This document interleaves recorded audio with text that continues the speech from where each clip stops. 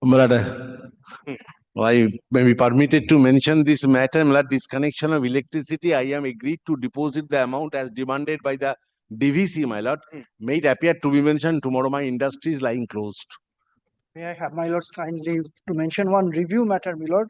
That is the my lord order passed on 10th February 2025 by my lord Justice,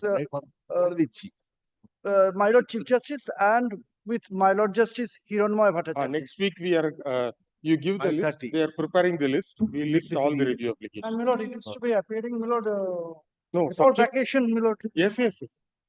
Lordship, may I have your lordship's leave to show your lordship this order passed by courtroom number 8, lordship. They have released that matter, so let it be listed tomorrow. No, you give the order to the OSD. Lordship. I will ask.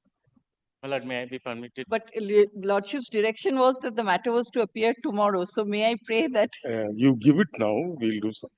My lord, may I be permitted to mention this matter? My lord, may I file this appeal without certified copy? My lord, the order was passed on 6th.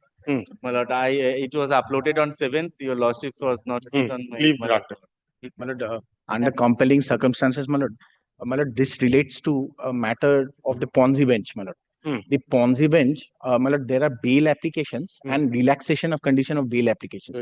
My lord, the Ponzi bench, his lordship has expressed to us, my lord, we are under compelling circumstances that he is seeking a clarification, my lord, whether he, after the change of the rules, whether the Ponzi bench would have jurisdiction determination to take up those matters of the bail applications and the relaxation of condition of bail. Lordship passed an order to that effect? No, my lord. He has only indicated, his lordship indicated that he will seek clarification from your lordship. Now, my lord, what is my predicament is for the past 3 weeks, these batch of matters, elimination list, my lord, his lordship had published an elimination list also, with a heading elimination cause list. Well, just for your lordship's time, in this, our batch of matters were also there. This cause list was published. Then, my lord, these are not appearing. Now, my lord, what I am only beseeching, my lord. No, what does it mean by elimination list? Probably their lordships were for keeping it out of list, for eliminating them. Now, my lord, my predicament is that there is a conferment of a degree in the United Kingdom for which the petitioner has to travel. Now, my lord, this petition has been pending for the past 1.5 months. My lord, and the time period. All right, you do one thing. You please go and explain this to the OSD. Lordship. And today afternoon, we will get the clarification. Lordship. What the court officer says, elimination list means list has been drawn but not published. My lord, only may I say one thing, my lord? If I address a letter to the OSD, my lord kindly assigns it to any bench, lordships, according to my lord's kind discretion, either Ponzi bench or any other bench. In the letter, you can also refer to the oral observation. Lordship, you do it now. Lordship, immediately. Milords, may I have Milords leave, Milords? The Manrega matter. Similarly, this matter has also been released by the Honorable Division Bench. I have given a letter to the learned when did you today morning, Your Lordship. Up to yesterday night, everything is clear. I was only indicating, Your Lordship, that I have also spoken to, the Council for the Central Government, Milords. On the last occasion, my lords will remember, my lords called for a report from the central government indicating how the recovered money will be utilized and also how the act can be prospectively implemented so that the workers are not out of employment, my lords. Now that report is ready, my lords. They're receiving the physical copy of this report by this week, my lords. Learned ASG has only requested if the matter can be kept sometime next week, subject to my lords' convenience, my lords. I'm deeply grateful, my lords. My lord, the bench presided over by Honorable Justice Rajashekhar Mantha has passed an order on the last Thursday, on May 8, 2025. And my lord, Justice Mantha wanted us to draw the attention of your lordship against the conduct of a receiver. Yes, yesterday it has been placed before me. Yes. Oh, that was, my lord. Actually, there was a direction, my lord. No, already placed. Already placed, my lord. Yes, my lord. My lord, Done. My lord. Yes, please call.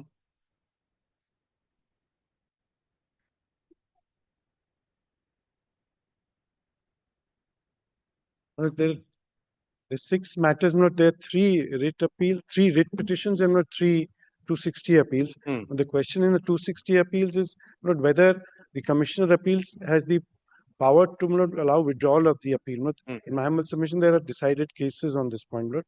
And not in the writ appeal, writ petition, the question is not whether once the assessee had preferred an appeal against the assessment, not whether a 264 petition could thereafter lie before the commissioner and the appeal which was already filed, that is allowed to be withdrawn. So not whether that appeal, so the matters are interconnected, 3 years, but no, I think maximum it will take about 45 minutes for me to complete my submission. Will take some time.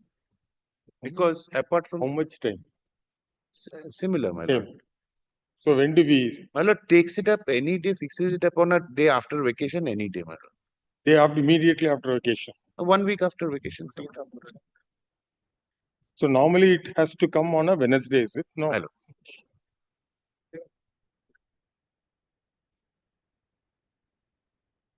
My lord, this First half. But Anjan, on what date the Mr. Percy per day? 16th June. They put 16th June. 16th is a Monday. I will come 13th. 16th or 13th June. Friday, that's a Friday. 16th June we No, actually, Mr. Percy Pardiwala wanted to come over. Two international taxation matters. He had come a couple of weeks back. I was not attending. So 13th we'll start, make a beginning. List these matters on 13th June. Lord, in the meantime, can I give the affidavit in opposition? Affidavit in Kept on opposition filed by the department is taken on record. That is in the writ appeal. No, there are writ petitions which are Writ petition. and This affidavit in opposition is in WPO. Okay. no, they have served us only in one. So my reply is ready in one. I'll complete in the other. By that time, I'll give it. A reply affidavit filed by the petitioner is also taken on record. Now, any dates and events, something It's already prepared. No, it's already prepared. that can be exchanged with them. Yes, I gave it at the time. I'll give it again. Look, the two of the writ matters, the opposition has been served right now. So I need to complete the replies. Not I'll do it by that date. All right. Leave granted to the writ petitioner to file reply to the affidavit in opposition filed by the department before the next hearing date. I'm ready. Copies may be served earlier to me. Grateful. And you can tell them. Item number 7. Item 7 wrongly listed. For admission, item number 8.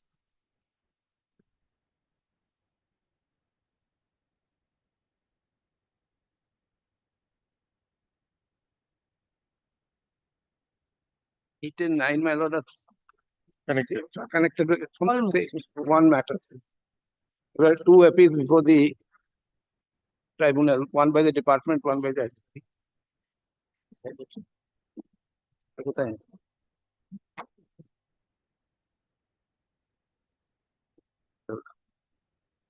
for your lordship's convenience, and I made a synopsis on behalf of the respondents in both the matters.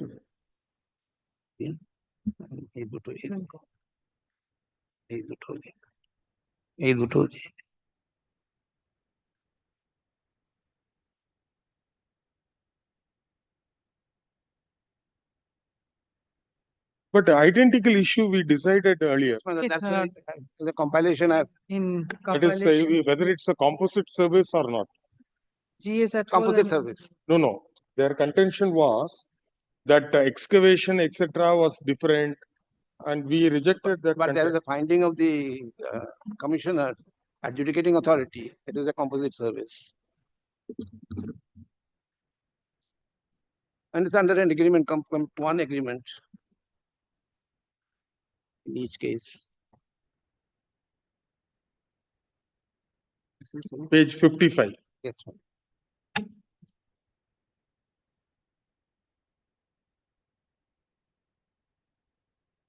Yes, Madam Manasi, this is not covered by decision. Milord, yes, some part of it, Milord.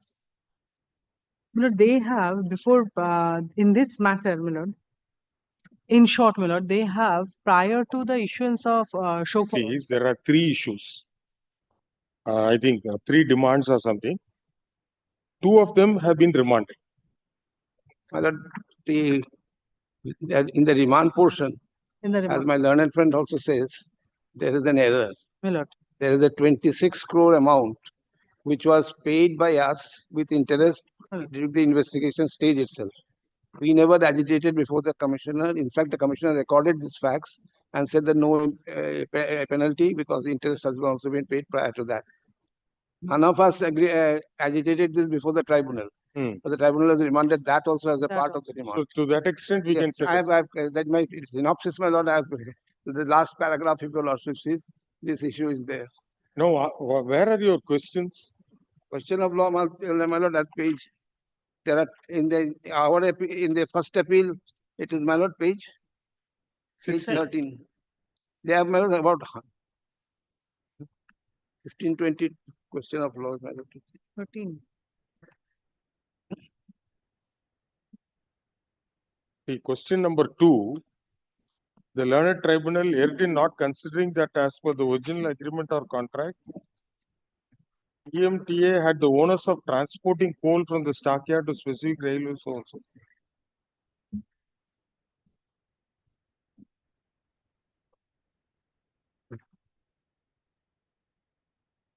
And what is the finding of the tribunal on question 1?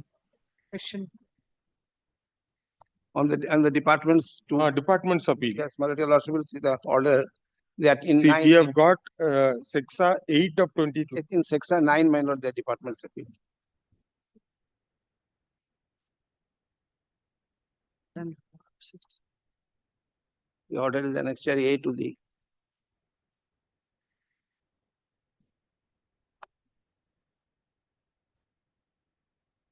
Page 13 is the questions.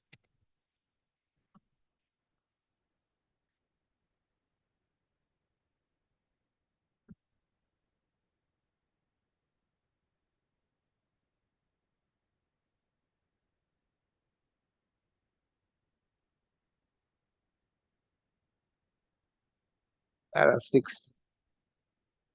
Para 6 onwards. No, are you challenging that portion of the remand order also? They have not raised that. Milord, question of law 2, 3, and 4. Milord has pointed out already.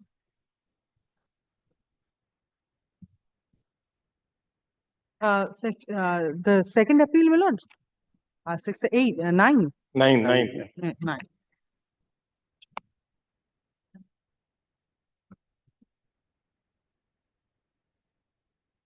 At page 11, page 13, my lord.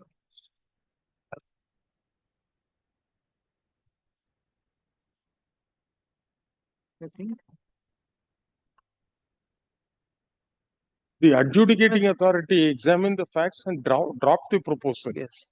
Yes. Milord, question of law 2.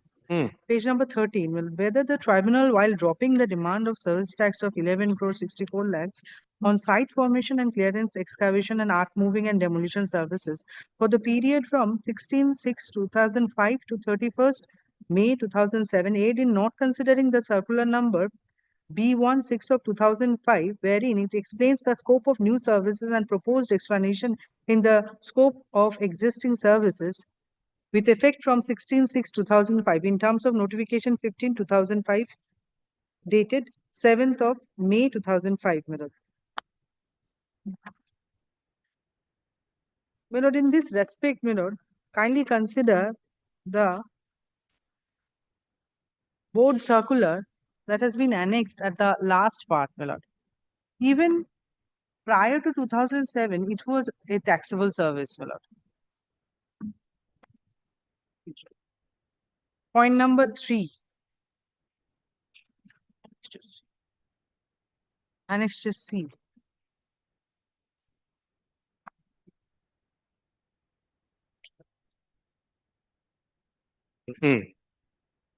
So prior to that also, my lord, may I point out, my lord, wide appropriate mining service, applicability of service tax on activities undertaken in mining sector before 1st June 2007, wide appropriate entry in the Finance Act 2007, service provided by any person to any person in relation to mining of minerals, oil or gas has been comprehensively brought under the ambit of service tax with effect from 1st of June 2007. However, for the prior period, certain disputes relating to chargeability of service tax on some of the services provided to the mining sector were reported. In this regard, a draft circular dated 9th October 2006 was put up on the official website soliciting response from the stakeholders. The responses received has since been examined. The mining sector, the category of works done is explained. Thereafter, the excavation, drilling and removal of the overburdens. These activities are essentially in the nature of site formation, clearance, excavation and earth moving. As clarified earlier by Circular B16/2005, the definition of site formation and clearance, excavation and earth moving and demolition service is an inclusive definition, and activities specifically mentioned in are indicative and not exhaustive. Prior to construction of buildings, factory or any other civil structure activity or mining or clearance, excavation and earth moving or leveling are normally undertaken for consideration to make the land suitable for such activities. Such services include blasting and rock removal work, clearance or underground, drilling and boring, overburden removal and other development and preparation services of mineral properties and site and other similar excavating and earth moving services. Hence, these services are taxable under the category of site formation and clearance, excavation and earth moving and demolition services with effect from 16/6/2006. Oh, 2005. The next, my lord, coal cutting or mineral extraction and lifting them up to the pit head. These activities are essential integral processes and are part of mining operations. As stated earlier, mining activity has been made taxable by legislation under the Finance Act 2007. Prior to this date, such activities being part of mining operations itself are not subjected to service tax. Therefore, no service tax is leviable on such services prior to said date. Handling and transportation of coal mineral from pithead to a specified location within the mine, factory, or for transportation outside the mine. These activities are post-mining activities and are chargeable to service tax under the relevant service taxable services, that is, cargo handling services and goods transport by road. However, in this case, such transportation is undertaken by mechanical systems such as conveyor belt system, ropeway system, merry-go-round system, etc., and the same are not transported by road. No service tax would be chargeable. Service tax is, however, chargeable under the cargo handling services, even if loading, unloading, and similar activities are done using mechanical systems.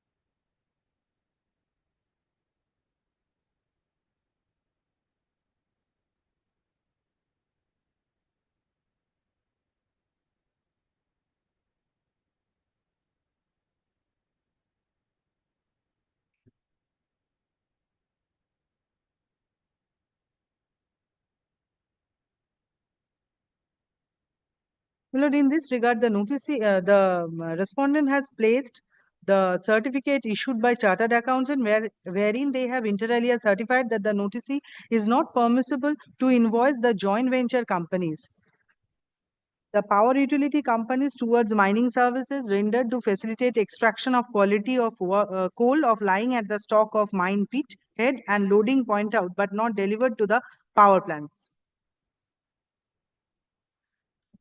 So the certificate was accepted, my lord. Although the balance sheet figure exceeded the amount in comparison with the service tax returns, my lord, and the bills. So, my lord, there is a disparity in their declaration to the service tax and their actual income as per their accounts.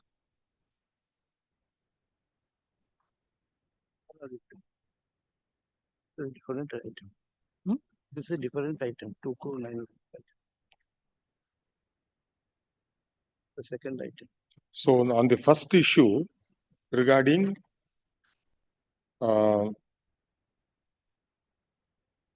site formation, please come to page 31. Order in original.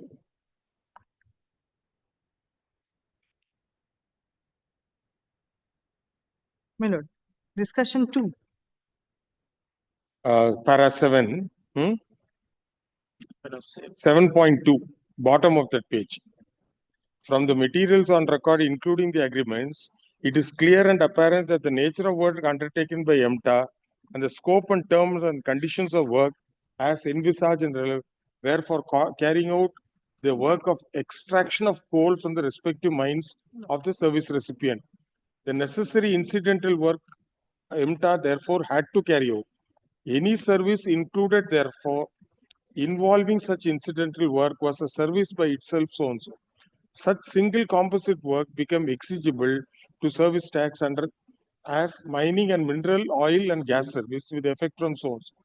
Duly paying survey under this tax, mining act is being carried on. Then they refer to the circular dated 24th May. Then you come to the circular para 2, subpara 4. Site formation, clearance, excavation, earth moving, demolition are attracted only if the service provider provides these services independently. Stop there. Next para. No independent service of site formation, clearance, excavation, earth moving, demolition have been undisputedly been rendered by MTA.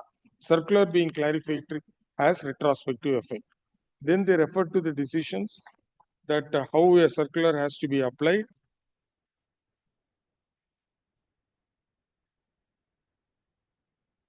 Para 7.5, page 33. In the incident, like in the incident case where site formation, etc., was an incidental work to be carried out under the comprehensive contract for mining and essential character of the work undertaken, which was brought under Service Act of June 1. A part thereof cannot be taken out and levied, tax levied thereon under site formation clearance, etc. In respect zones. No service tax as alleged can be. Correct. My lord, this is their defense. And internal their page 13 is the finding. defense, my lord. Internal page 13. Is the What is the findings. finding, man? Your lordship will kindly see that. And my lord, kindly, Para 14.1. my lord, kindly consider, my lord, the tribunal's order, first page. Tribunal site order, tribunal only extracts the adjudicating authority's order. Yes, my lord. So you come to the Only serial number 1, my lord, they have dropped site formation and clearance, excavation, and earth moves and demolition services for the period of 16/6/2005 to 31st May 2007, my lord. But during that period, for that period, they have dropped the demand, my lord. Now, during that period, this explanation has been given by the board, which is annexed as Annexure C. That has been taken into consideration by the in the ordinary original. My lord, the consideration that has been taken is a circular of 2010.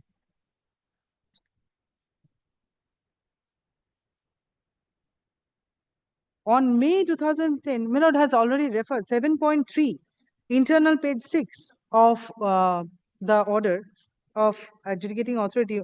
On May 2024, 2010, the Central Board of Excise and Customs issued a circular number 123/5/2010 TRU dated May 24, 2010. This clarification takes into account the taxability of different activities.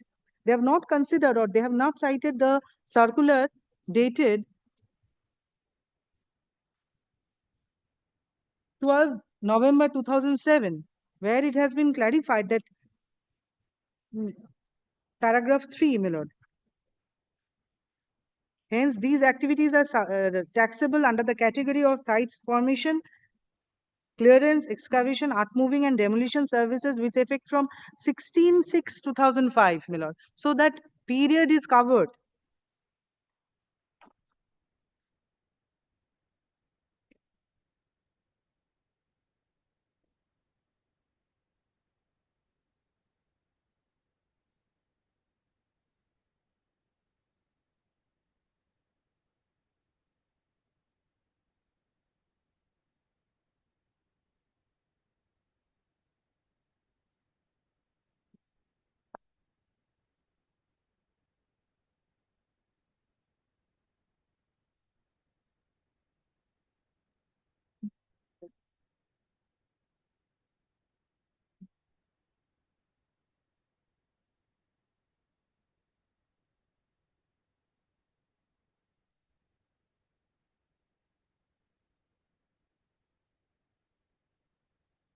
Now, my lord, the mining service, my lord, that mining service was charged to tax because there has been a difference in the balance sheet and service tax returns.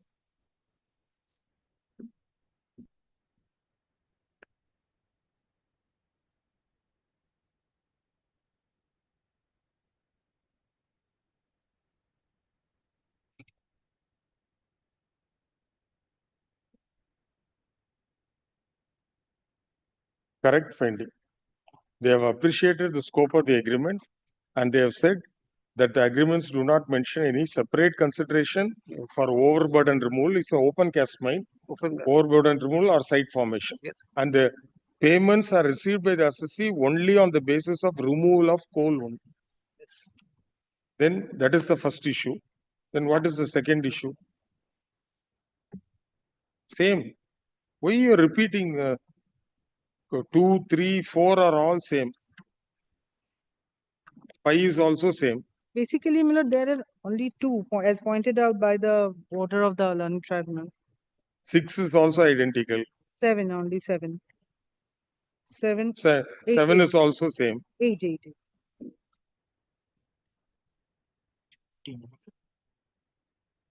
My lord, their balance sheet figure and service tax return are different. So their appeal is only with regard to site formation. Site formation and there is a 2 crore one like 9 lakh. Mining service. Mining service, the one element of mining service. Where is that ground?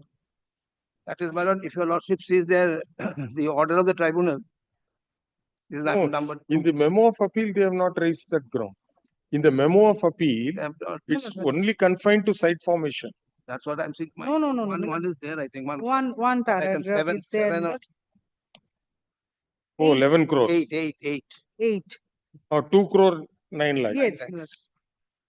And what did the tribunal? It has remanded that. Tribunal has Dropped. Tribunal has accepted the adjudicating authorities dropping of the demand. And where is the finding of the adjudicating authority on this issue? That page, That is point number 2, is it? my brief is not page, paginated. So demand of 2 crore 9 lakh. They have not mentioned.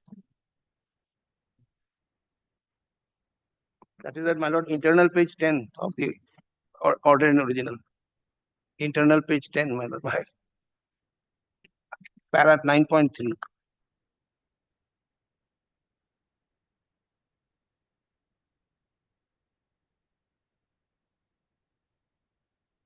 Is a defense. Where is the finding with regard Finding, to this? it starts. Para 18, page number 37.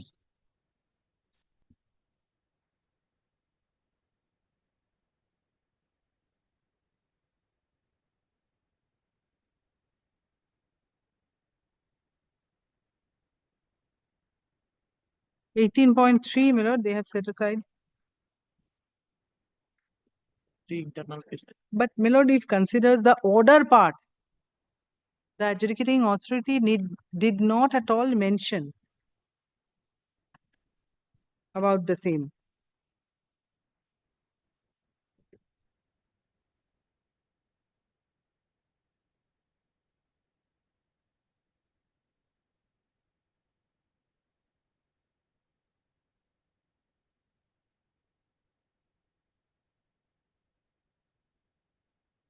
So only 2 issues. One is dropping of the demand of 2 crores and odd. 2 crores 9 lakh. And odd. And the other one is site formation. And what is the other appeal? Other appeal is against our appeal, in which the tribunal has dropped the. We'll come to it later. Yes, Now in the compilation which you have given, I've dealt with both, my lord. 8 and 9. Both have been dealt with, my lord. They're given. Item wise.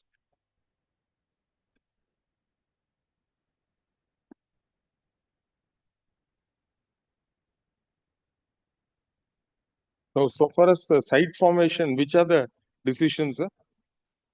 Some Reddy is there, no? Reddy's decision is there.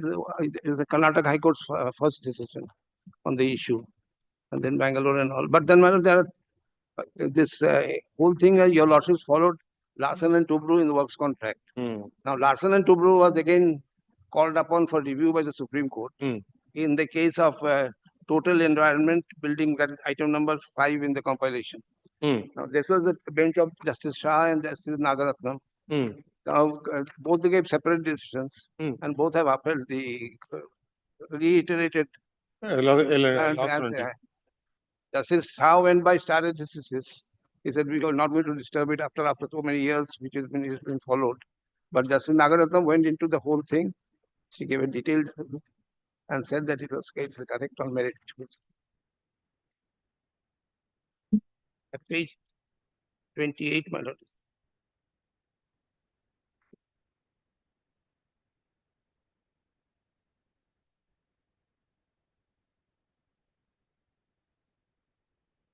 Where is the finding of Justice Nagaratna? My lord, the end, my lord, she starts. My lord, this paragraph 22 at page 48 onwards, my lord, 20 small 3-4 paragraphs. Page 48.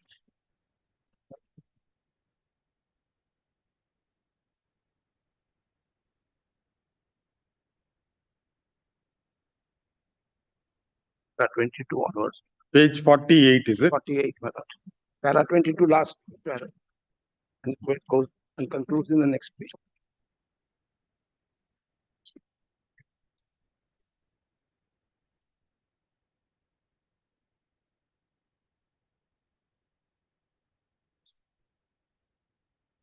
(24), my lord.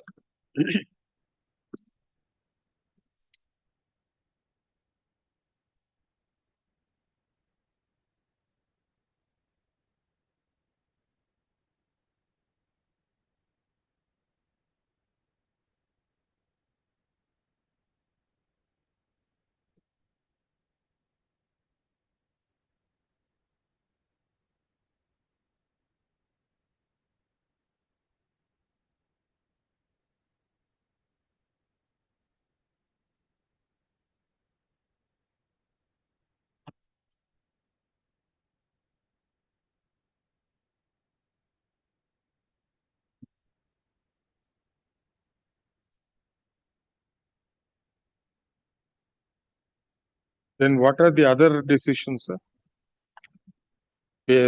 Serial number 2, page 5.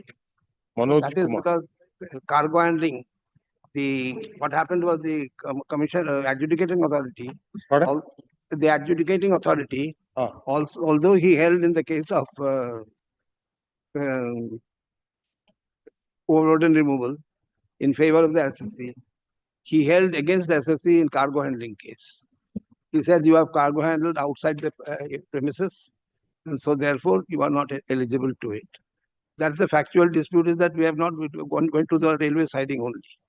Now, there we have relied upon. In fact, the commissioner himself, while dealing with overburden, had stated about that circulars, because the board in the clarification as to what comprises of mining services had issued a circular in 2007. Now that circular says, Lordship kindly sees,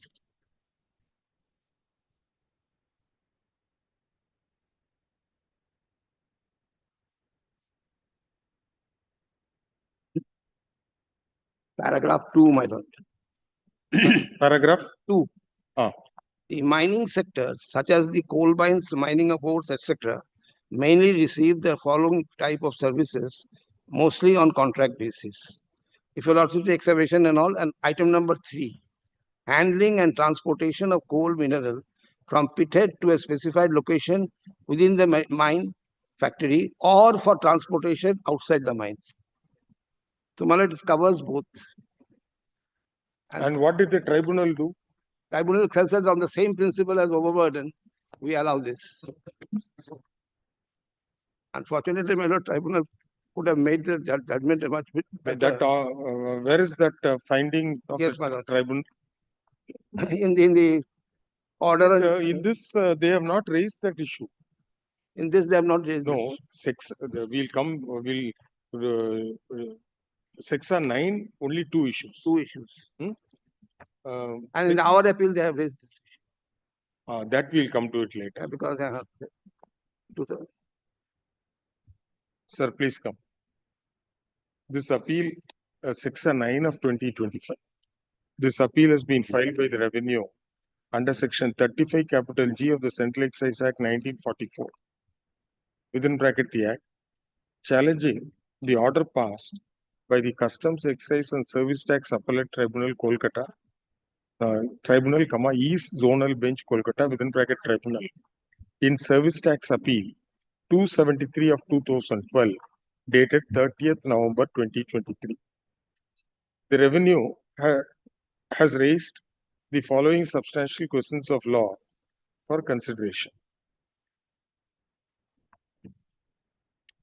Page number 13. 1 not required. 2, 3, 4, 5 not required. 6, 7 not required. 8,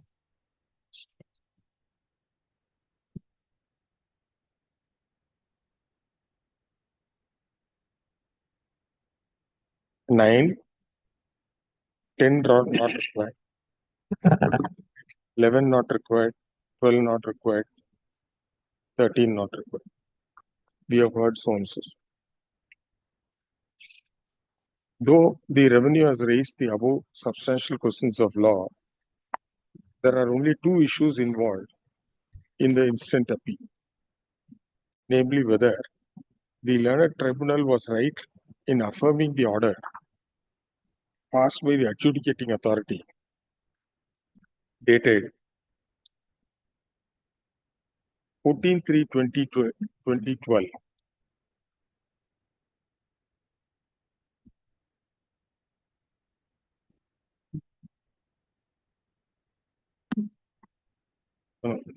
What did I say?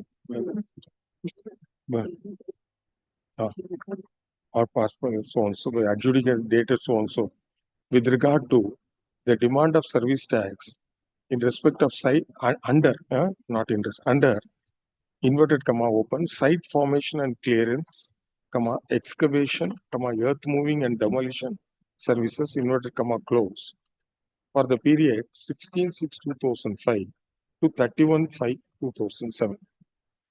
The second issue is whether the learned tribunal was right in dropping the demand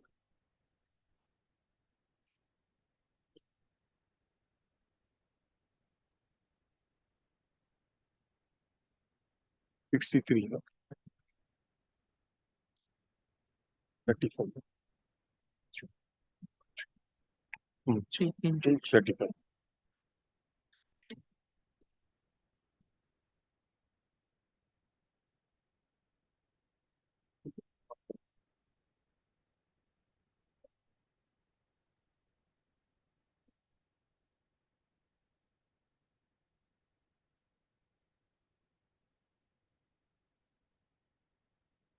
It's 53, 60.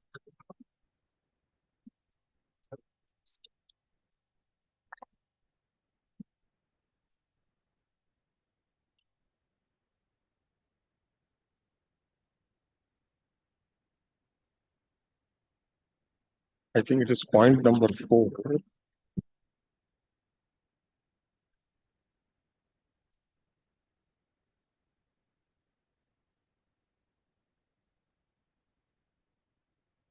For that.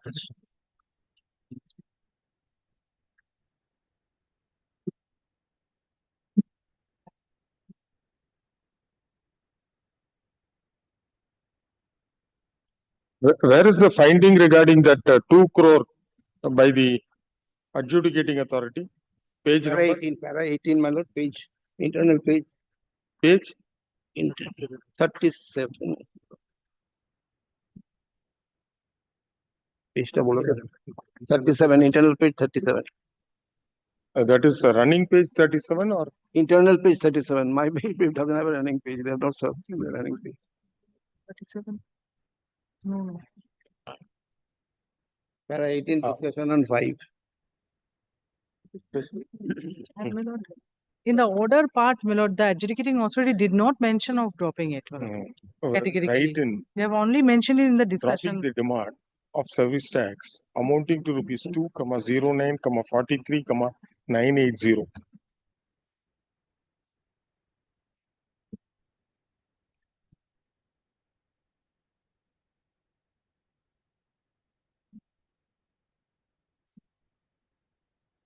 Alleging short payment.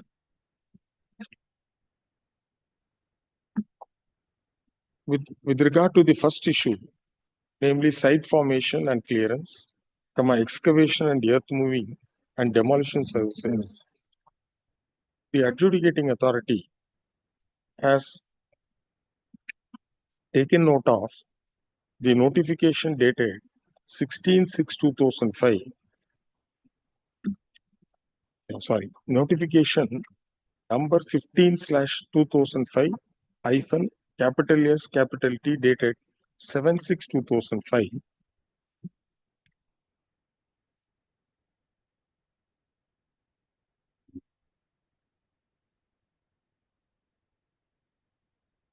And took note of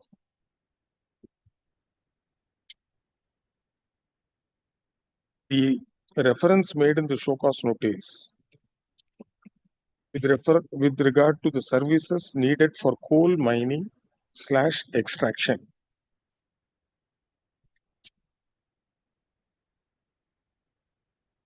And held that the scope of this service has been explained in the board circular dated 27/7/2005. And this taxable service covers certain activities like site formation and clearance, excavation and earth moving and demolition.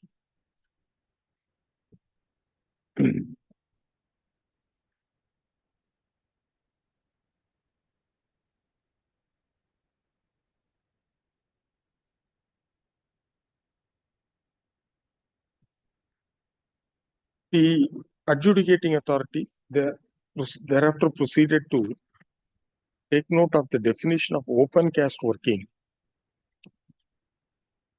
and held that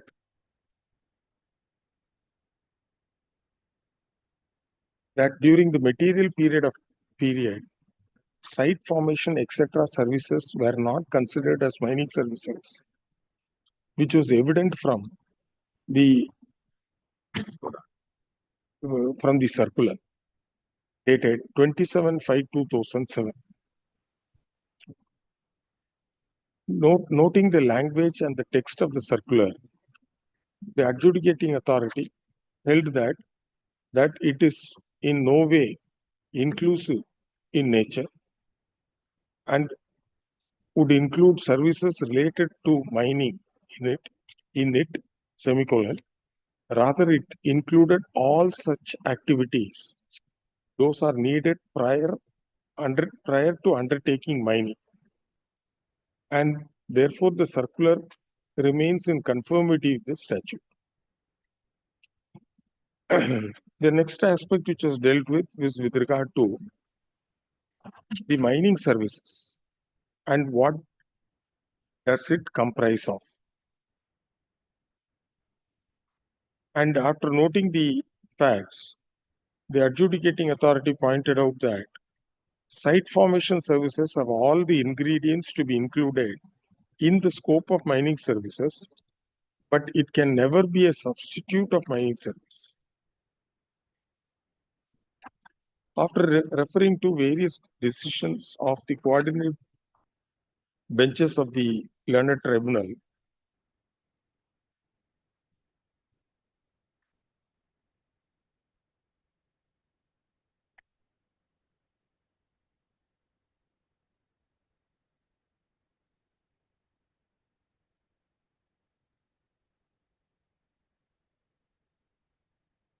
it was pointed out that it has been consistently settled that by looking into the purpose for which the contract/agreement was made and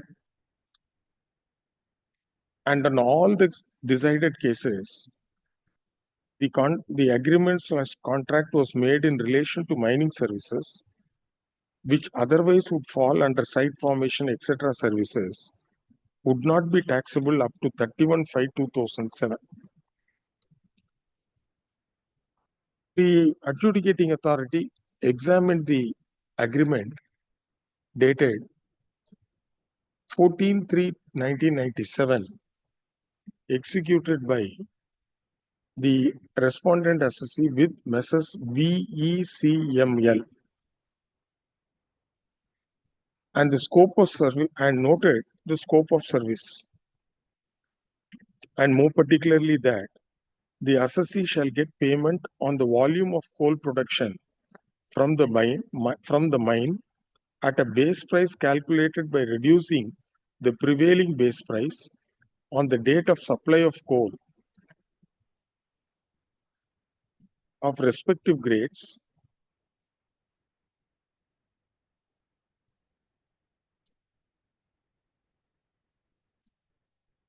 by 21% per ton as per clause number 8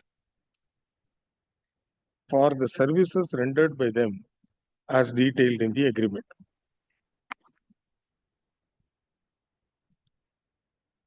Therefore, the adjudicating authority found that the assessee was entrusted to undertake raising of coal and to effect delivery to the power plants of the principals. And the raising of coals carried out by the assessee on contract basis are of composite nature, and it does not consist of several independent services like site formation, etc. And the same cannot be vivisected, VIVISECTED.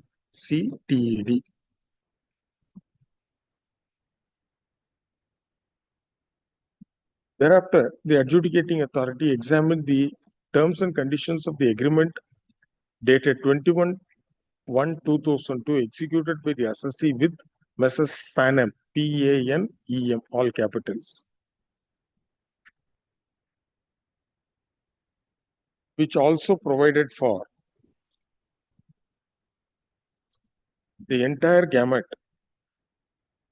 of services which were encompassed in the mining activity. Thus, on going through both the agreements, it is evidently clear that they were executed for the purpose of mining of coal. And therefore, the services rendered by the assessee cannot be considered as site formation and clearance, excavation and earth moving and demolition services for the period from 16/5/2005 to 31/5/2007. Furthermore, it is clear from both the agreements that there is no mention of any separate consideration for overburden removal or site formation, and the payments were received by the assessee only on the basis of removal of coal. This finding rendered by the adjudicating authority while dropping the demand, while a order dated 14/3/2012 was examined for its correctness by the learned tribunal, and the facts of the case were reappreciated, more particularly the terms and conditions of the agreement. And the learned tribunal agreed with the adjudicating authority. The law on the subject has been well settled, and this court had an occasion to consider a more or less identical issue in the case of Commission of Service Tax Calcutta versus M/S Engineering Projects India Limited, 2025 4 TMI 773 hyphen Calcutta High Court.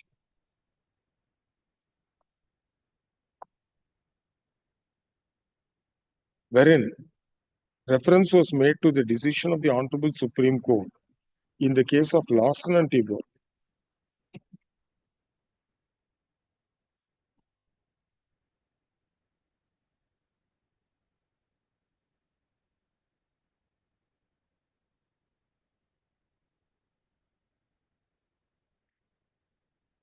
Reported in 2015 39 STR 913 within bracket SC.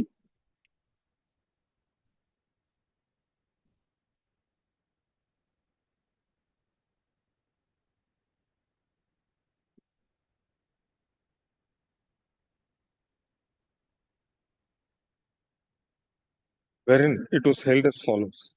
Sir, in this compilation, page number 56, no, sorry, 57, it is in italics. You also extract it in italics and it with an inverted comma. In the para. Following the above decision, the appeal filed by the revenue was dismissed.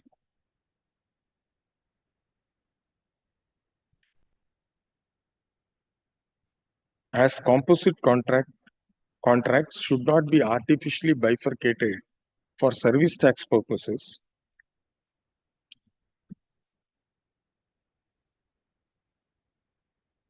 and no service tax was payable for mining related services prior to 1/6/2007.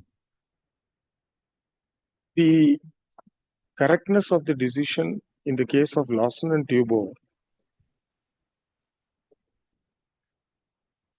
was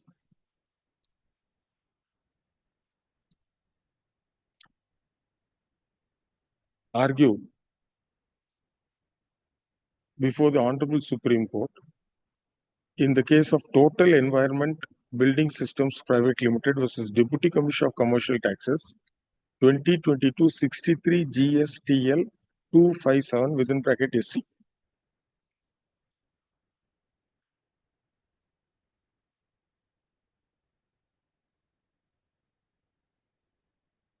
Wherein the Honorable Supreme Court held that the review of the case law in Lawson and Tibor cannot be entertained as the said judgment stood the test of time and has been never doubted earlier and followed consistently by the Honorable Supreme Court as well as the various high courts and tribunals.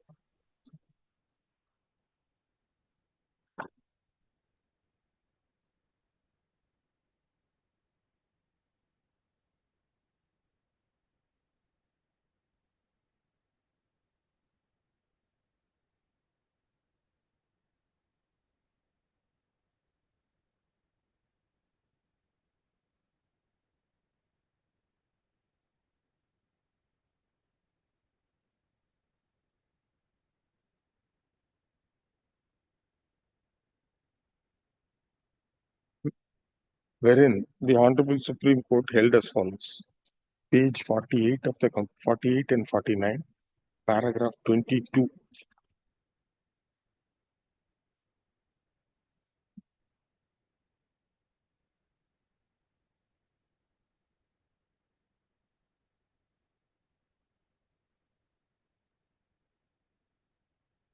'23 and 24. In the light of the above, the finding rendered by the learned tribunal was fully justified. The next issue is with regard to the dropping of the demand to the tune of rupees 2,09,43,980, which related to short payment of service tax.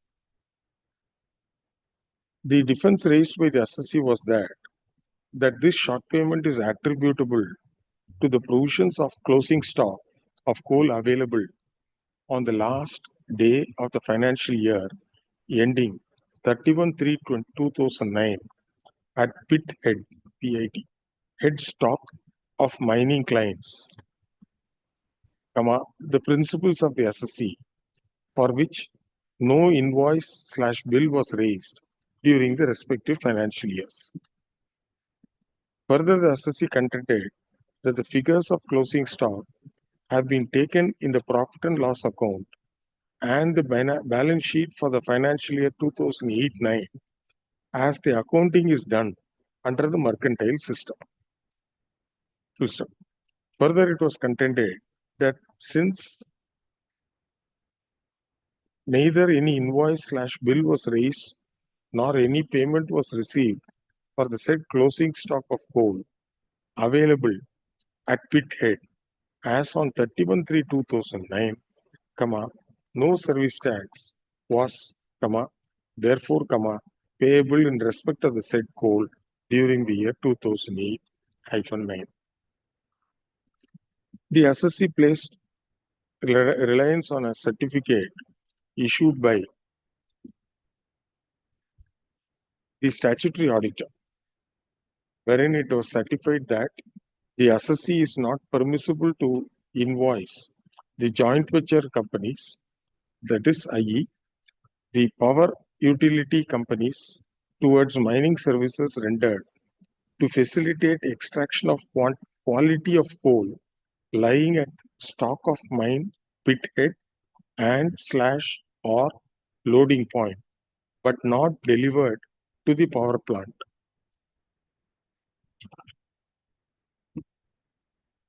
Further, under the mercantile system of accounting, the expenditures incurred on account of extraction of such quantity of coal lying at the mine stock as on the date of balance sheet are chargeable to the profit and loss account, and therefore provision shall also require to be made in the annual accounts as income from mining services, income to services within the inverted comma, against the value of such coal stock at the mine site not eligible for invoicing by the firm to the respective joint venture companies.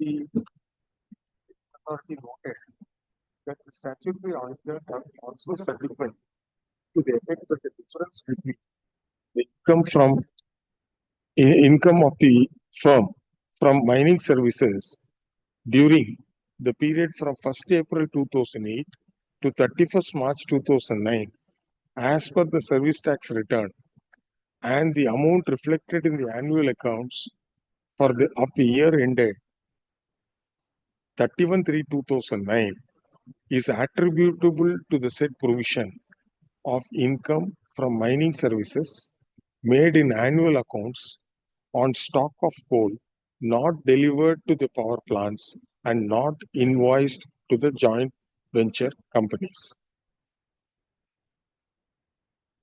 Thus, the adjudicating authority gave due regard to the certificate issued by the statutory auditor and found that the matter has been completely reconciled.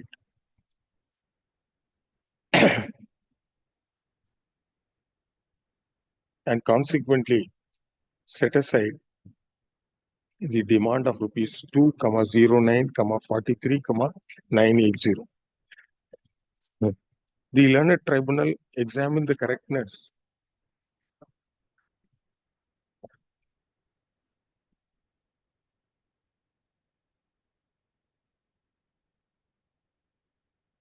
of the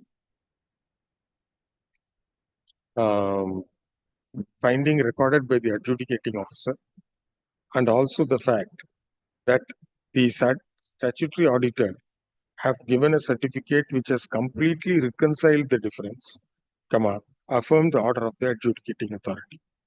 We find that the tribunal rightly concurred with the finding rendered by the adjudicating authority who had rightly taken note of the effect of the certificate issued by the statutory auditor. Thus, we find that the learned tribunal was right in rejecting the revenues appeal.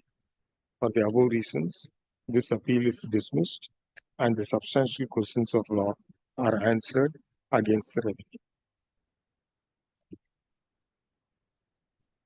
So next appeal is that 8 of 2025. 8 of 2025. What is that? That is the department has come up in appeal. That was a separate order passed. In my appeal, which I preferred before the tribunal against the adjudication order. Now there, the department is challenging only two issues. One is that 26 crores, which I also concede, my lord, has to be deleted. Which is their ground in that? Yes. No, the ground that is, ground is, my lord, I'll let you know, no grounds. my lord, 8. Page 18 of Page- my, page 18, page 18 of my application, ground number 8. Ground. Then 8 So and then 9. 8 and 9. 8 and 9, my lord. 8 and 9, I follow. 8 and 9. that will Yes, my lord. so that to that extent This appeal will be allowed, my lord. their appeal will be allowed. And the other one is cargo handling. They have challenged that. All the other grounds, my lord, 1, 2, 3, 5, 4, 5, 6. No, this 26 crores, does it form part of, see, you come to page 25. Yes, my lord. Please come to page 25. 25 because of the internal discussion. Now, this 26 crores will be covered in point number 2. Point number 2. Point number 2. So the remand should be restricted to amount less by 26 crores. What they have done, they have added 3 crores 68 lakh twice. So remand will be only on 2 items. If your lordship kindly see, the whole detail is in the order in original. If your lordship kindly sees at page internal page 13, discussion and finding part, where he deals with what are the issues at para 13. If your lordship kindly sees. Yes. Para 13, if your lordship says number 1 is 11 crore 64, that is the site formation. That your lordship has dealt with. Number 2 that is covered in the other matter. Other matter. Number 2 is 1 crore 22. This is the cargo handling issue.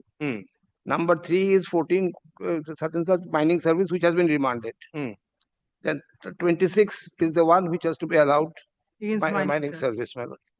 And then 2 crore 89 difference between balance sheet that has been dropped in the other matters, which your lordship has dropped. 2 crore 9. That is with regard to 2 crore 9. That reconciliation. Difference. Then my lord, number 6 is 3 crore 68. That they have remanded against mining. That is the income tax 132(4) proceedings, where they had dropped the proceedings, but they have taken it and said that no, that is it has been remanded. Remanded. It has been remanded, and they have not challenged. Neither have we challenged. Assessee has not challenged. Assessee have not challenged. They have not challenged. And number 7 is 70,350. That also they have not challenged. So they have challenged these two, 26 and cargo handling. 26 has to go, my lord, in any event.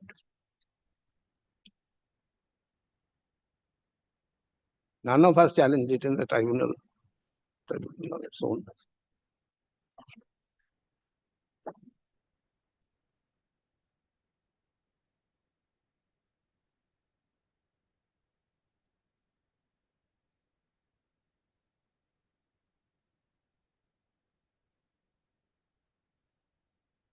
So item numbers 3 and 8, 3 and 6 are remanded.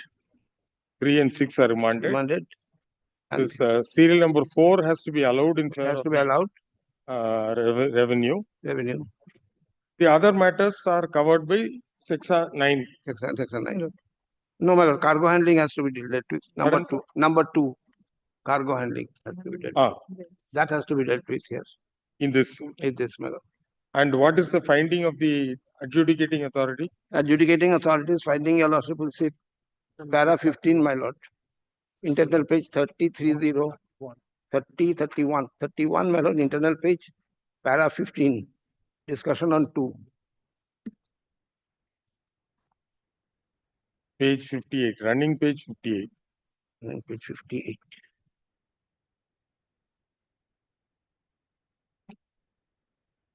Item number 9. 9. No, it's 9. That's it.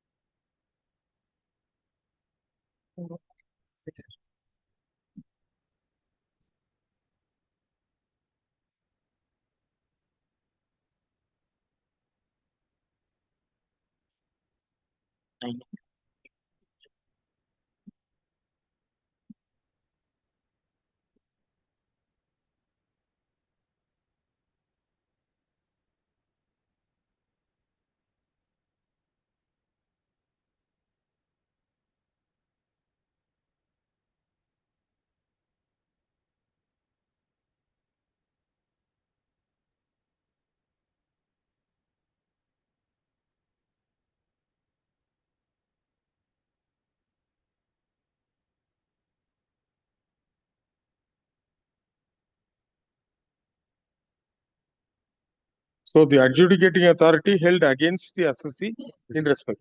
What is the finding of the tribunal? Tribunal has followed Oh, the same principle principle, and they have with one regard to paragraph. site formation. The paragraph is here, my lord, at page. And said that these are similar services, my lord. But these two are different services. It's a composite service.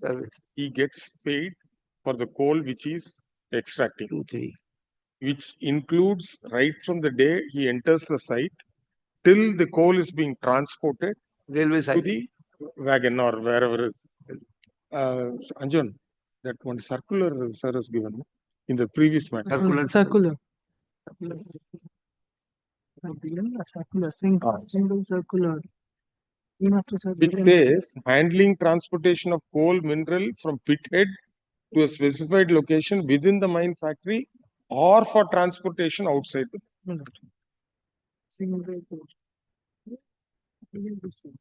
And he gives the finding, my lord, that is up to the railway siding. Pardon, sir? The commissioner gives the finding that is up to the railway siding. Gives the finding? That it is up to the railway siding. Ah, yes.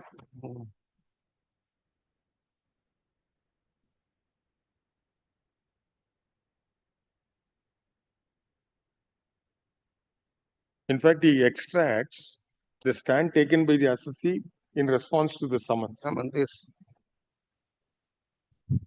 And where is the what is the finding of the tribunal? Tribunal's finding is in para 3, my lord. Para 3 at page, on the same ground they say. page 2, on the same ground. They didn't refer to this CBEC letter. Nothing. All right, this comes. This appeal filed by the revenue under section 35 capital G of the Central Excise Act 1944, within bracket the Act, is directed against the order passed by the Customs, Excise and Service Tax Appellate Tribunal, Eastern Zonal Bench, Kolkata, within bracket Tribunal, in Service Tax Appeal number 277/ of 2012, dated 30th November 2023. The revenue has raised the following substantial questions of law for consideration. Page number 18, sir. Question number 8, 9, page 19, 11. All other questions not required. Only 3. We have heard Manasi itself. In order to have better clarity, we quote the issues which were taken up for discussion by the adjudicating authority in order in original, dated order -in-original, dated 14/3/2012. Please come to page 40 and I will put it in a box. You please extract 1 to 7.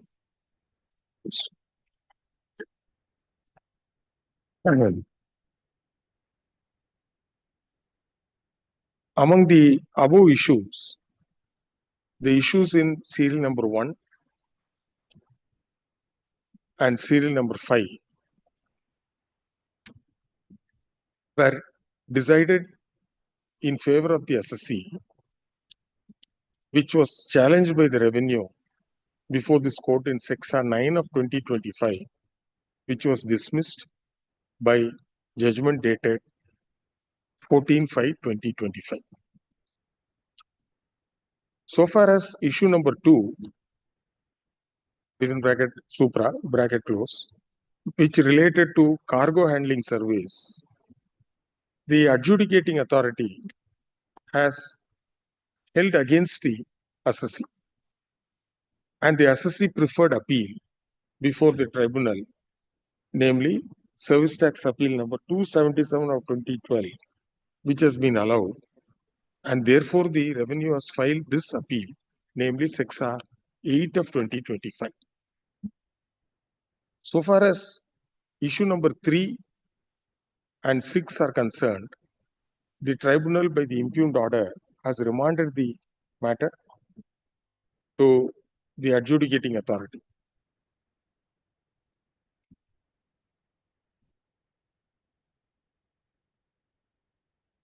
To enable the assessee to give invoice-wide details of deductions made by the client to prove that those amounts were not received by the assessee so as to get exemption from service tax payment.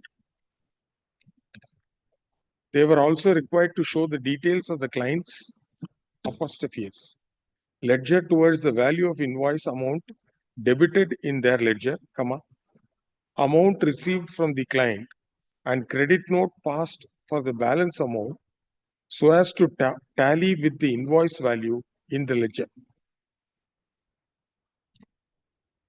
All these details were required by the assessee to be produced in respect of the invoices raised during the period 2007 to 2010, along with reconciled statement, which was required to be verified by the adjudicating authority in a detailed manner.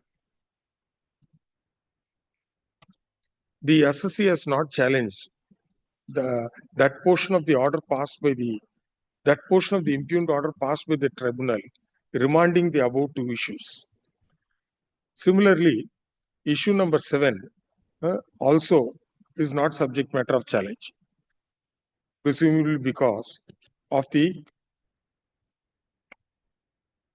low value of the demand. Thus, what is required to be decided in this appeal are only two issues, namely serial number 2, which pertains to cargo handling service, and issue number 4, which is the demand for rupees 26,01, 36,069 for the period from 1/4/2008 to 31/3/2010 against mining services. Milord, issue 4 is for cargo handling, Milord. And the Page 40, we are clear, don't.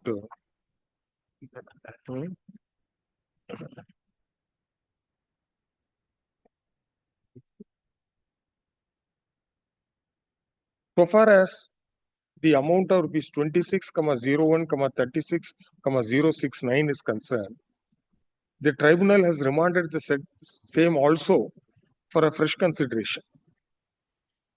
Full stop. To this extent, the order passed by the learned tribunal is incorrect, since the assessee had accepted the said demand and they have paid the money, and therefore the question of remanding the same to the adjudicating authority for fresh consideration would not arise. Therefore, to that extent, the order passed by the learned tribunal calls for interference, and accordingly, the remand of that portion of the demand, namely rupees 26,01, 36,069, is set aside, and the remand made by the tribunal to the adjudicating authority in respect of the remaining amount stands affirmed. The appeal filed by the revenue to that extent stands allowed.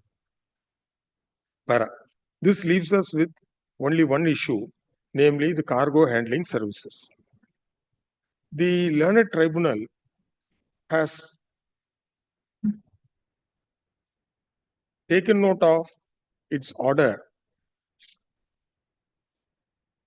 passed in respect of the site formation service,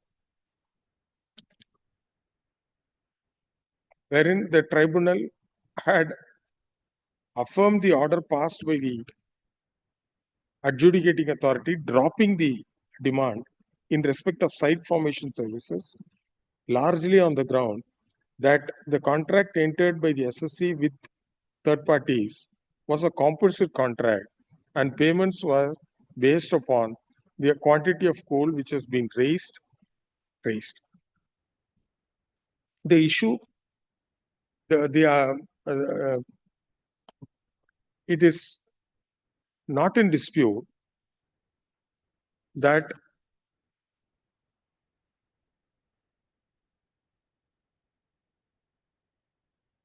as per the original contract dated 14/3/1997, the assessee was to provide all the services up to loading of coal at railway siding. And by another agreement dated 2/3/2010, it was agreed between the assessee and BECML, all capitals, that all the work of loading and transportation of coal from the colliery pithead stage would be arranged by BECML and the assessee's work in respect of coal extracted from the mines would be restricted up to the stacking at pithead only. As per the original agreement dated 22/1/2002, assessee was to do all the work up to loading at the railway siding.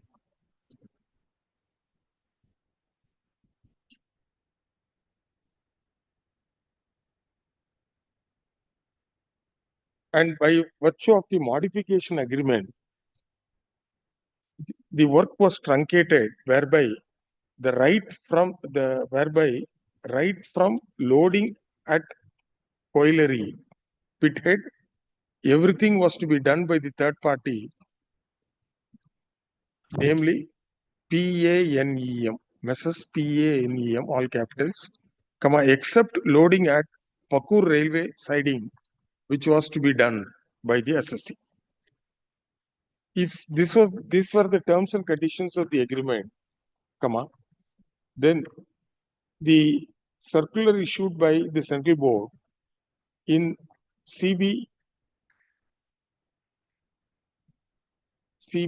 and C letter number F number 232/2 Roman numerical 2/2006 capital C capital X full stop 4 dated 12/11/2007 would come to the aid of the assessee.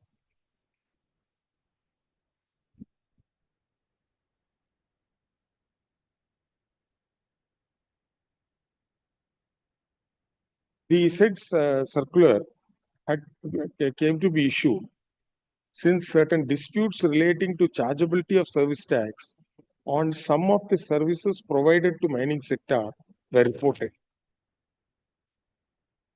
And accordingly, the clarification was issued. In paragraph 2 of the circular, the board has stated that mining sector, within brackets such as coal mines, mining of ores, etc., full stop, bracket close, mainly receive the following types of services, mostly on contract basis. You have to extract this, sir.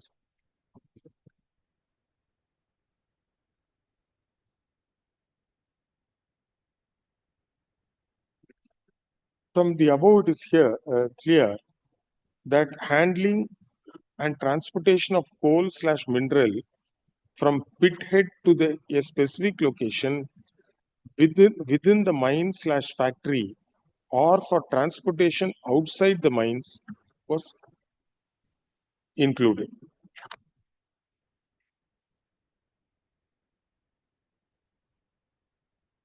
Therefore, the learned tribunal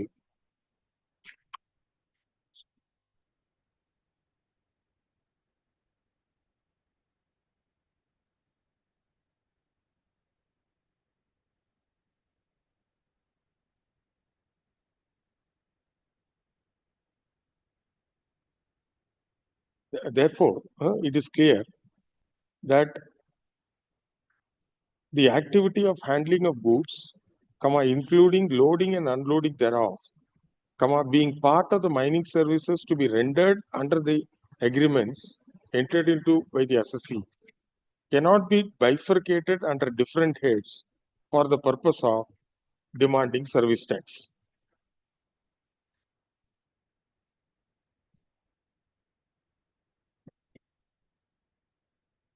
What is this Allahabad High Court decision? Well, that is regarding cargo handling within the factory complex. Allahabad High Court and Jharkhand High Court both.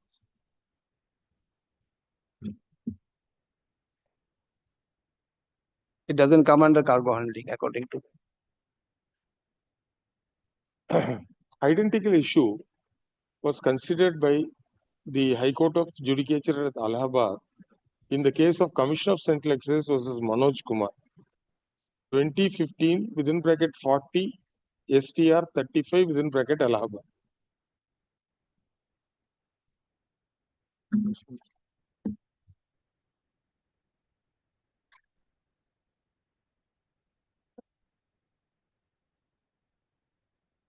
Wherein it was held that the activity of loading, unloading, packing, unpacking, stacking, restacking, and shifting of sugar bags from mill floor, MILL floor, to godown, or from one godown to another godown within the factory is not covered in cargo handling services, as there being no activity of loading or unloading for movement outside factory on public road or ship or aeroplane or trucks for any destination.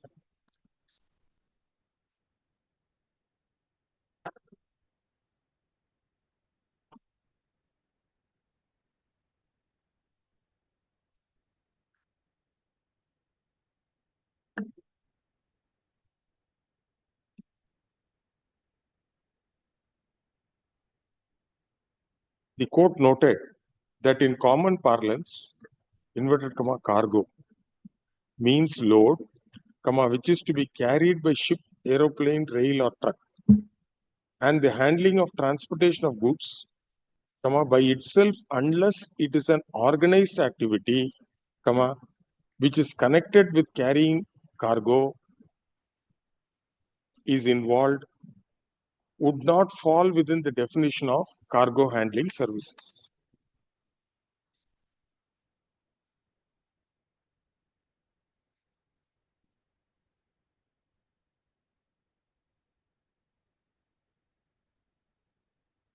Similar view was taken by the High Court of Jharkhand at Ranchi in the case of Commission of Central Excise Ranchi versus Modi Construction Company, 2011 within bracket 23 STR 6 within bracket JHAR full stop bracket close.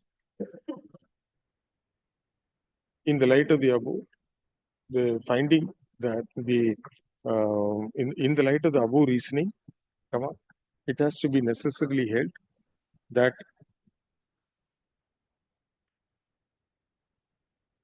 the activity of handling of goods, including loading and unloading thereof, being part of the composite agreement entered into by the assessee with the third parties, cannot be bifurcated under different heads for the purpose of demanding service tax. Therefore, with this reason, the finding of the learned tribunal is affirmed. For the above, in the result, the appeal is partly allowed and substantial questions of law 1 and 2 are answered in favor of the revenue, and substantial question of law 3 is answered against them. We have only referred 3 questions, 8, 9 and 11. 1, 2, 3. And leaving, my lord, the question number 8, my lord. Question number 8, which has been appropriated. 8 and 9 in your favor. That is 1 and 2.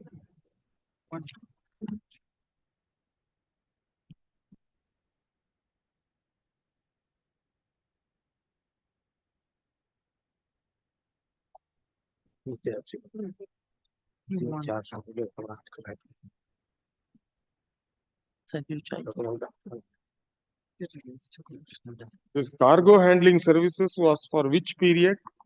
Because in the order in original, it says 16/6/2005 to 31/5/2007, correct? Yes.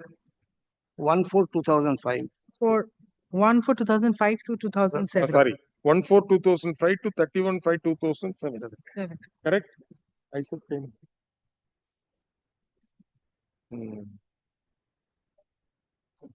Okay.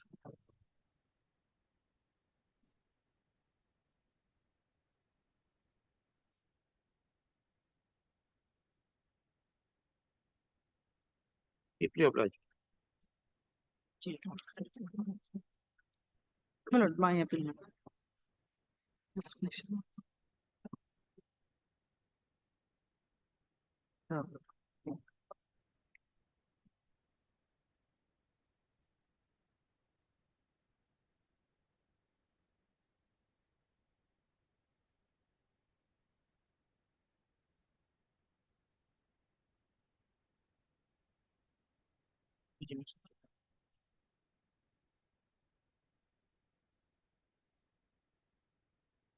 My lord, may I?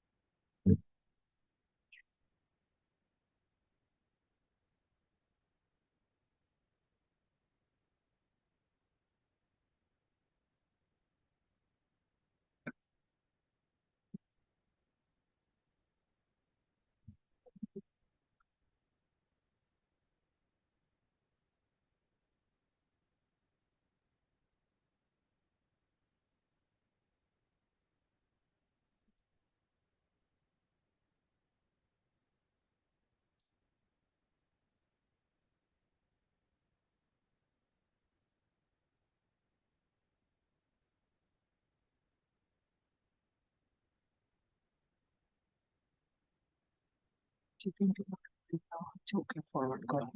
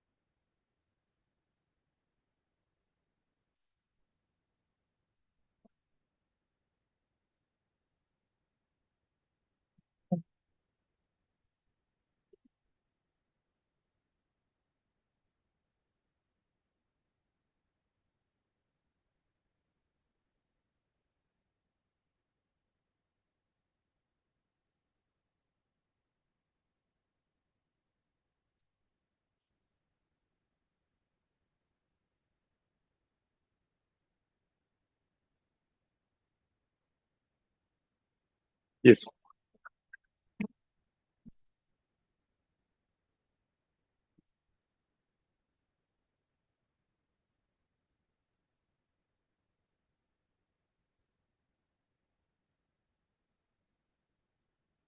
My lord, in this case, my lord, initially it has been recorded, my lord, in the tribunal's order, paragraph 8. In this case, the facts are not in dispute that initially on 6 September 21 and 20th September 21, the appellant filed bills of entry for warehousing in respect of imported goods, namely crude palm oil of edible grade.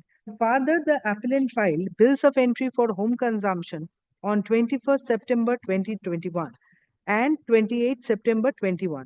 But on 8th of October 21, the appellant filed an application for withdrawal, cancellation of ex-bond bills of entry filed on 21st of September 21 and 28th of September 21 and reinstatement of into bond bill of entry.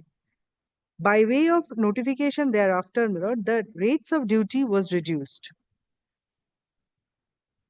My lord, the tribunal's first page, my lord, records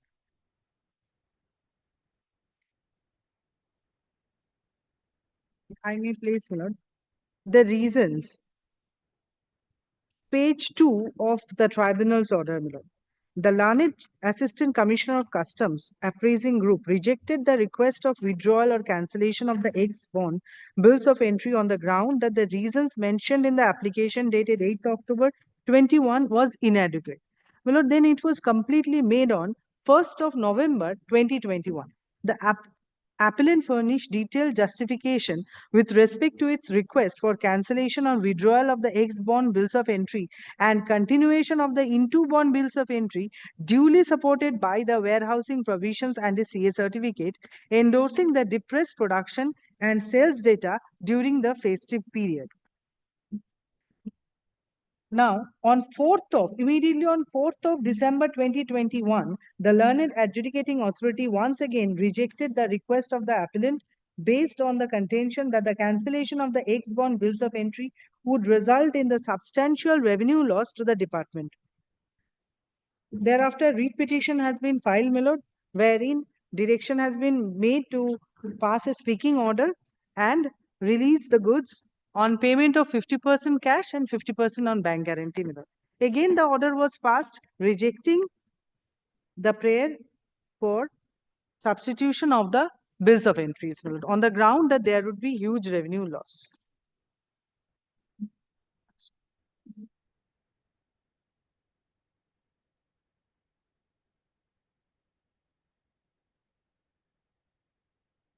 My lord, in the last paragraphs,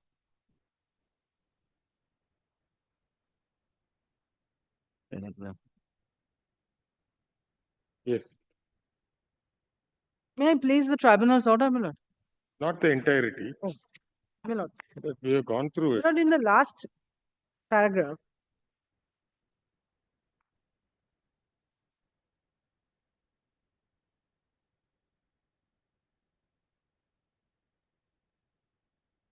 Admittedly, paragraph 15, my lord, page 20, internal page 21 and application page 53, my lord. Admittedly, for clearance of goods under section 68 of the Act, the provisions of section 47(2) are not attractive. We hold that the provisions of section 47 of Act are not applicable in the present case, as the appellant had initially filed in 2 bond bills of entry for warehousing. Section 68 of the Act is applicable in this case, as after filing ex-bond bills of entry on 21st of September 2021, and 28th of September 21, the condition of section 68 of the Act were not satisfied. And as such, no assessment was done for clearance of goods in question. Therefore, the application dated 08/10/21 is required to be disposed of. My lord, this is a case of self-assessment, my lord. In case of because there was no request of substitution of bills of entry. This is a case of self-assessment. In case of self-assessment, there is no separate order passed by the proper officer, my lord. Admittedly, next paragraph, admittedly on 8th of October 2021, there is no change in the rate of duty, and if the said application filed by the appellant would have been considered and disposed of on the same date, in that case, the appellant was entitled for withdrawal or cancellation of ex-bond bills of entry and reinstatement of into bond bills of entry. My lord, in this issue, my lord, my humble submission is, my lord, the application initially was made on 8th of October 2021. That was found to be inadequate. But later on, when it was found to be inadequate and informed, they have provided the complete documents on 1st of But when did you November. take a decision? We take in the You decision. took a decision after the rate of duty was reduced. Yes, yes. As a result of which you now say there is revenue loss. No, Miller. Ultimately, the rejection No, was it is on a wrong 14 on 14/12/2021. Yes. The application was on 8/10. Miller, I shall clarify, Miller. All that is required to be seen is whether 46(5) is Yes, that's the main. satisfied or not. And if you say revenue loss, why? Because rate of duty was dropped. Initially, they wanted it to be warehoused. Hmm. On 6th of September, they had filed 6th and 20th of September. Right. Subsequently, they wanted it for be converted into a bill of entry for home consumption. Miller. Subsequently, on 8/10, they said, no, sir, Again, I want to withdraw that home warehouse. consumption to be retained as in the bonded warehouse. You didn't take a decision. Now it is, so the tribunal was of the view, whether the interest of revenue will be affected or not to be considered at what, as on what date. Miller. That was the issue. Then, Miller, first they have filed You the can't bits. see, therefore, the summon substances, you can't benefit from your own wrong. Yes. No, that is not the case here, my lord. Yes. That has been the case. If otherwise, That has been if you had decided this application, let us assume you rejected it on 9th, 8/10/2021. They wanted to withdraw the bill of entry for home But consumption. my lord, that was rejected on 27/10 as 2710. inadequate. Yes. Then As inadequate. thereafter on 14/12 by a speaking order, not speaking order, that they came to writ court, it was set aside, some remanded, then writ appeal filed, all that is there. My lord, the complete application was filed Because on 1st of November 2021. My lord, they they have would have suffered a huge loss no, my lord. if they had cleared my the lord, goods no, for home consumption. In this matter, my lord, kindly follow the dates. Notification came up for interpretation, sir. Yes. So to get over that, they pleaded high C sales. IC sales. That also one batch.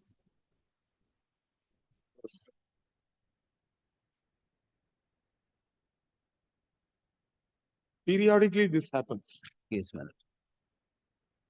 Sometimes escalated, sometimes, my lord, there is a drop. This is palm oil. This is crude palm oil. Crude. And this benefit of this, my lord, reduced customs duty that has been passed on to the consumers. I mean, we have not passed on the higher customs duty also. Whatever is. Yes. Customs Act. Arjun. Your lordship will find 46(5) being quoted in the order. That is at page, my lord, Sometimes 42. Sometimes Yes, the yes, sometimes there will be a mistake. Let me hand up the copy. Photocopy, lordship. You don't have our book, no?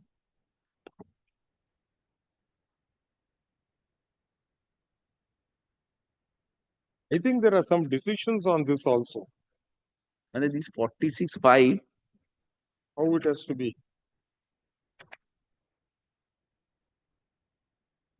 in my most respectful submission before lordship would be, if 46(5) is read, well, it would appear, my lord, this kind of permission can be rejected. This prayer can be rejected only when twin conditions are satisfied. It is just like, my lord, reading 263. One is fraudulent intention and there is loss of revenue.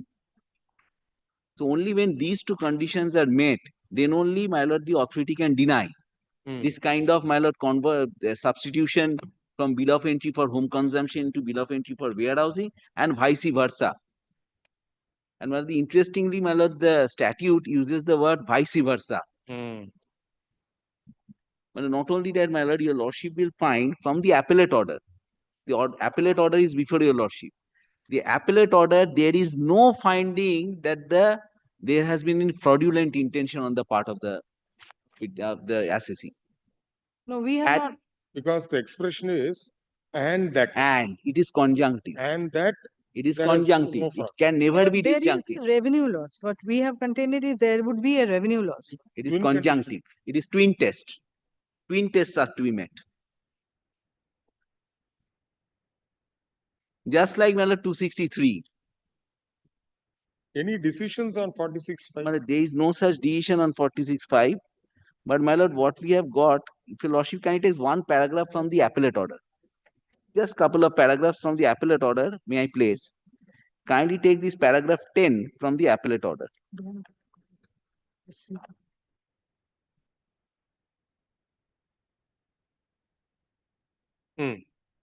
Further, I find that the lower authority also examined the request of the importer. My lords have got that, my lord?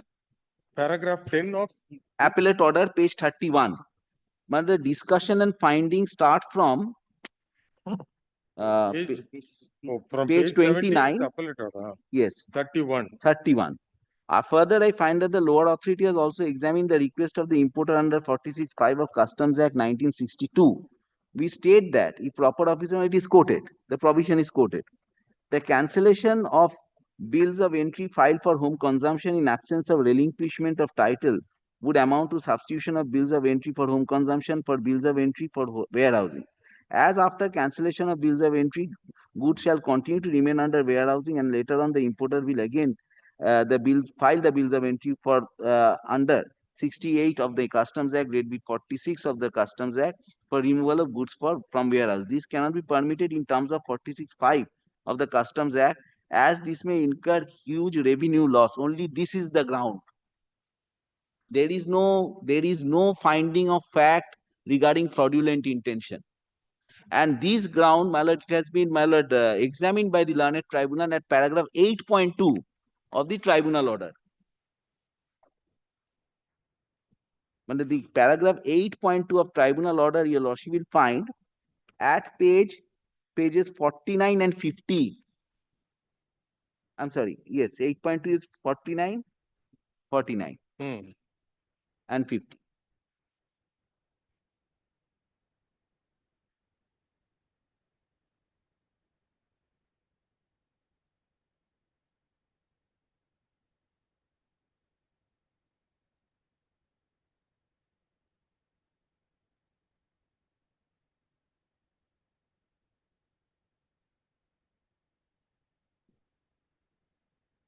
Substantial loss of revenue, nothing else, my lord.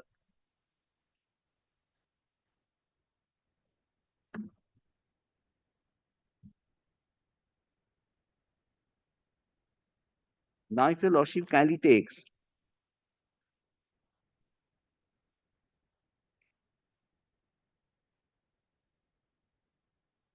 as on, my lord, that date, 8 October 2021, there was no change of duty.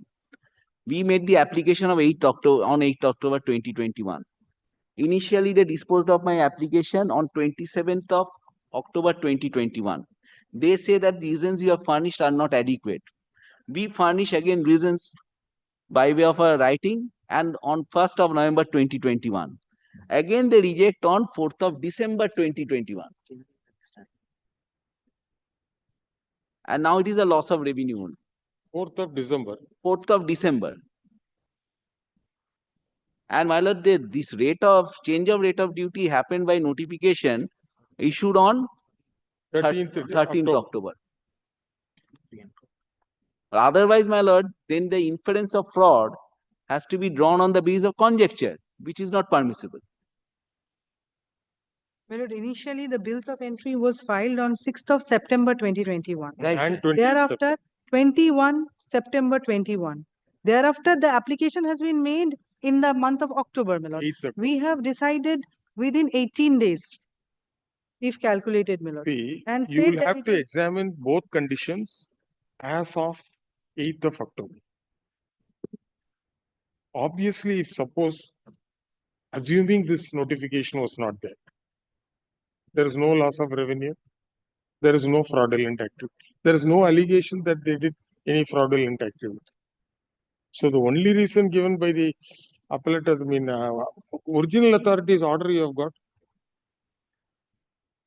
No, it's not there, my lord. We have got. We will give it. And apropos, my lord, what has fallen from my lords, that my lord, the authorities cannot take advantage of their own wrong. There is a direct decision of the Honorable Supreme Court. You sat tight on the application. Yes, they sat tight on it. And then subsequently something happened. Kindly take this judgment for once. But this is the order in original. একটা ওদের copy দিল।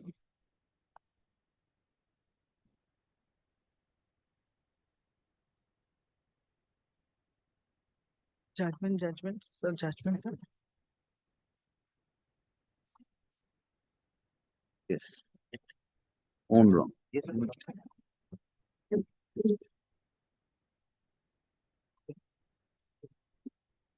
No, वो दे दिया ना other side.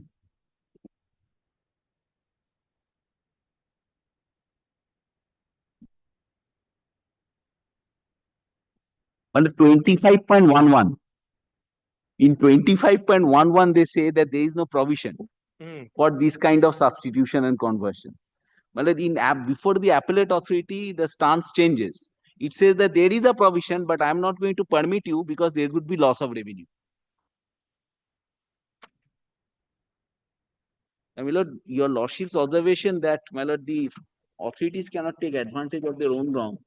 Just one judgment of the Honorable Supreme Court. In fact, in one judgment, this paragraph 36, my lord, for a lordship's consideration. একটা other side, other side.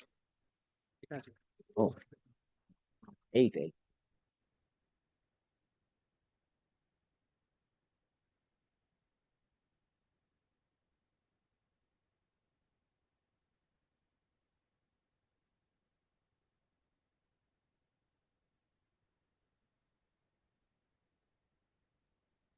My lord, had they been made the application or had they been filed the exact bill of entry on that very day, there would have not been any revenue loss. Otherwise, my lord, in case of substitution, there would have been a revenue loss as per section 15, my lord.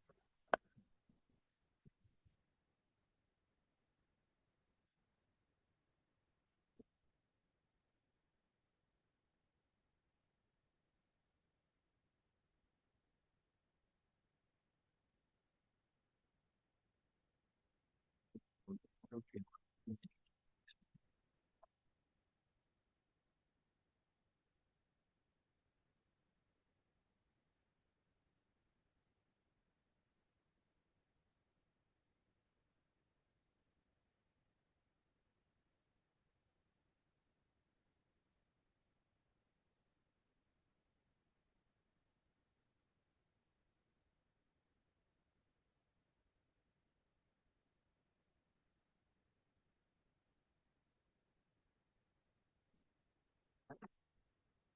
You should have passed order immediately. See, initially the adjudicating authority was of the view that there is no such power under the Act. That is incorrect. The power is available. So My lord, under 40. Rightly, the department amended their stand before the appellate authority. But the appellate authority missed out on the fact that the expression used is and.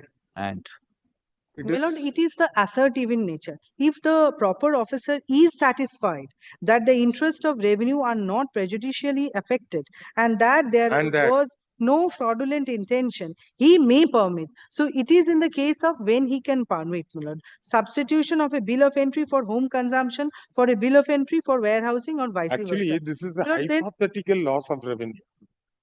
Why do you say loss of revenue?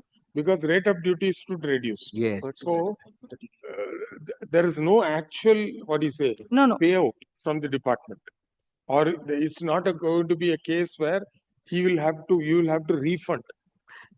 That's not the case. It's hypothetical. Your lordship applied this principle. Now it's a reported judgment. Kindly bear with me, my lord. This is 444 ITR 398.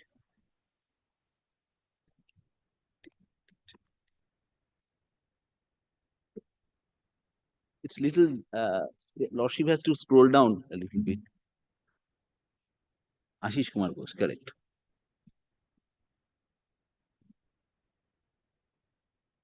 We have the print copy. We have the print copy.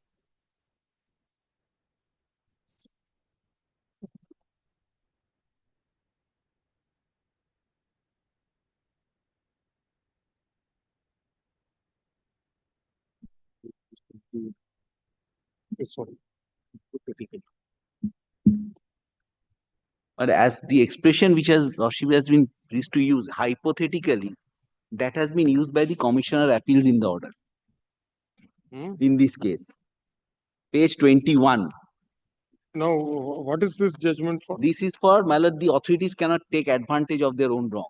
Oh. Your Lordship will find that at paragraph, just 1 minute, my lord, page 4.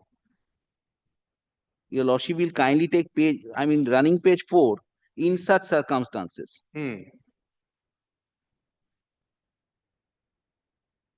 Following, my lord, ONCARMAL NATHMAL Trust.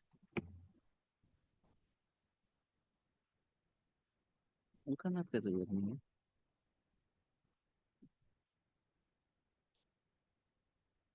Oh, this is the case of विवाद से विश्वास तक. what is it? The appeal. What was the date of filing? Yes. Belatedly. Belated filing of. In fact, there is one Kerala High Court judgment we referred. Whether in this judgment or.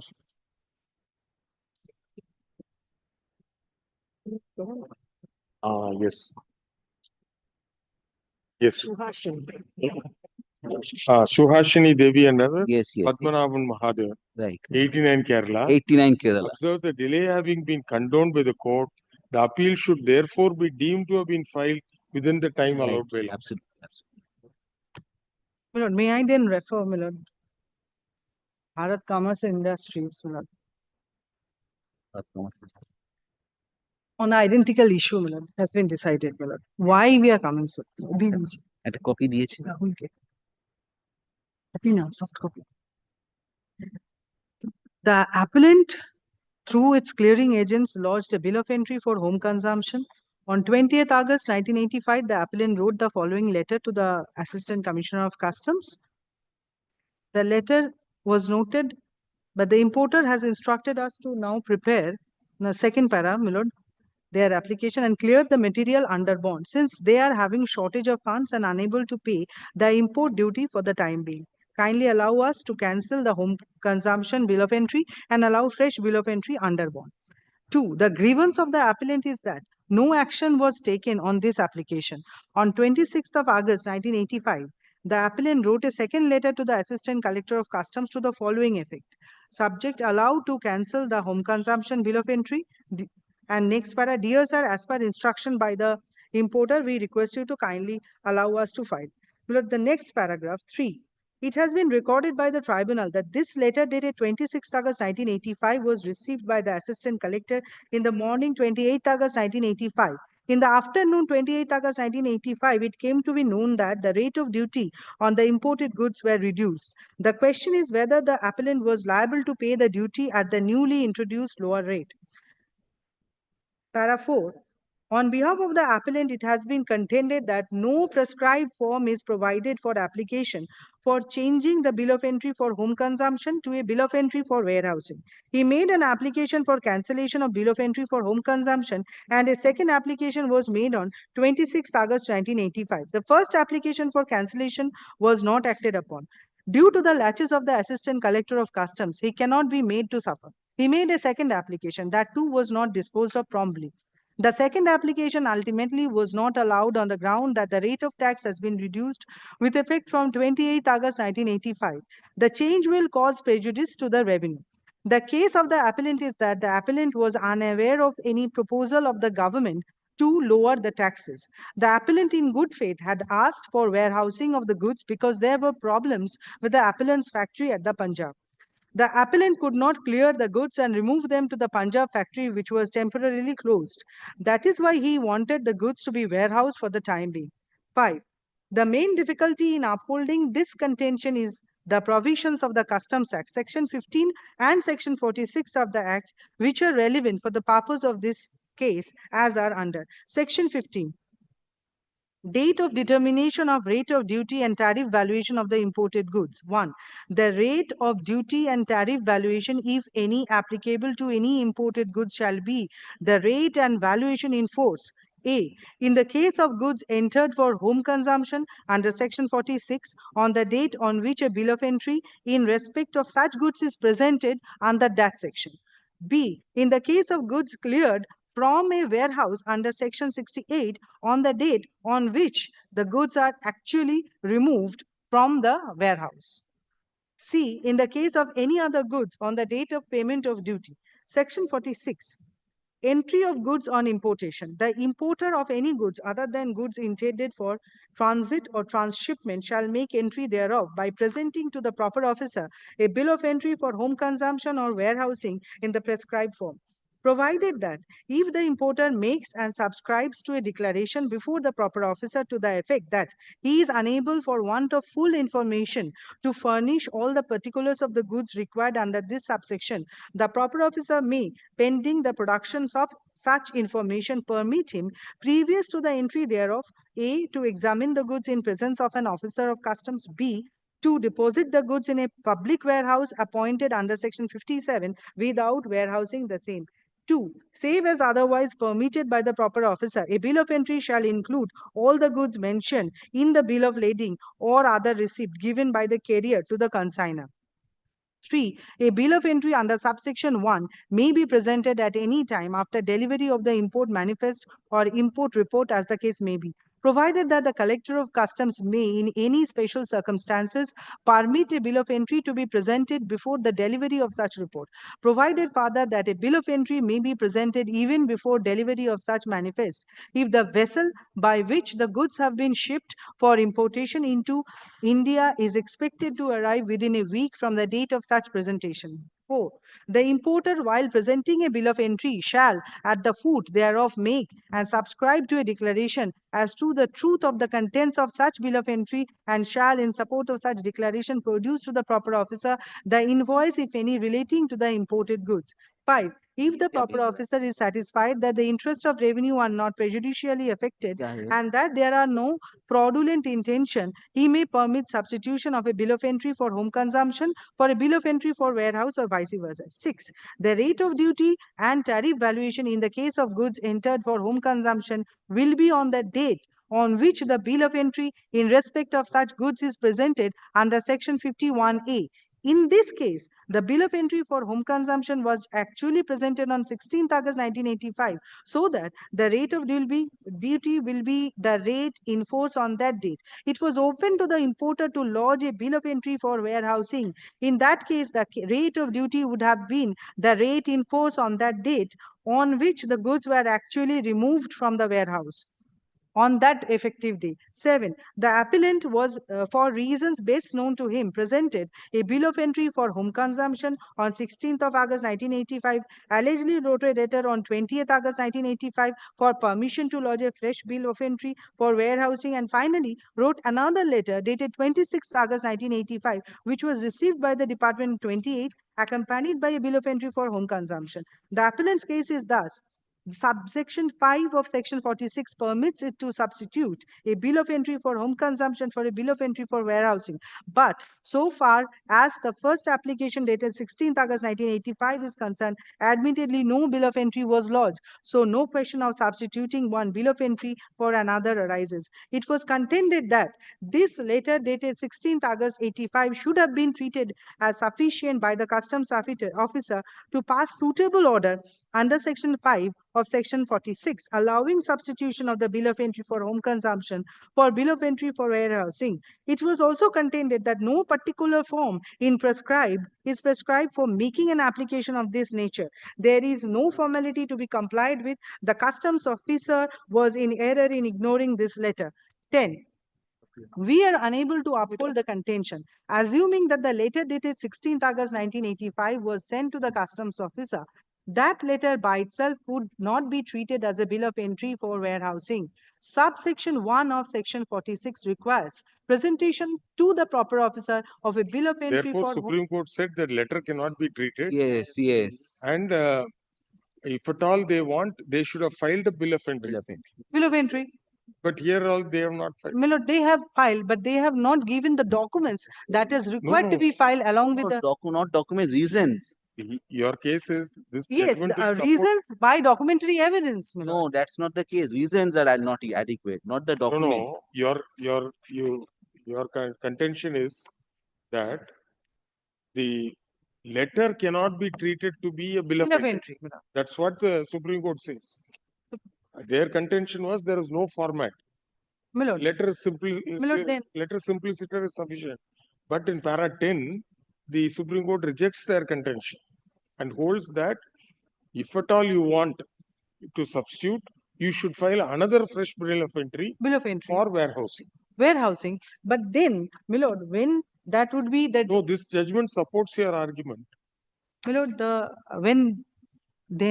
what would be the date for consideration, my lord?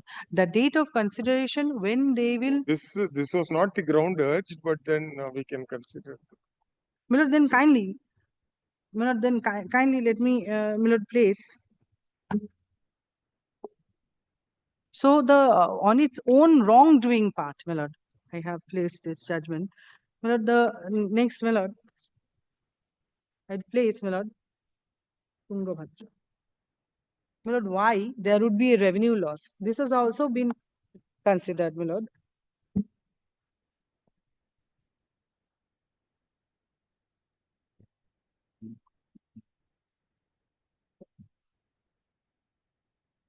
है इसमें ना किताब में तो होगा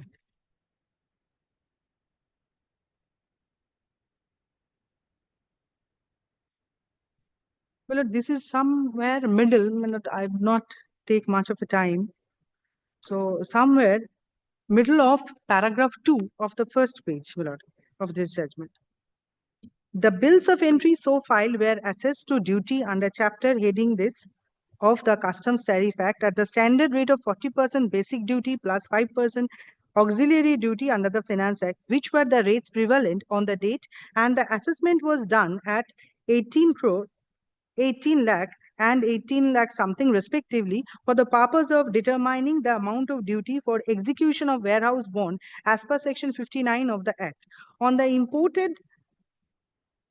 the execution of the bonds by the company, the goods were bonded in the warehouse without payment of duty, and the imported goods were allowed to remain in the warehouse till 13th of September 1980. Manasi, we'll continue.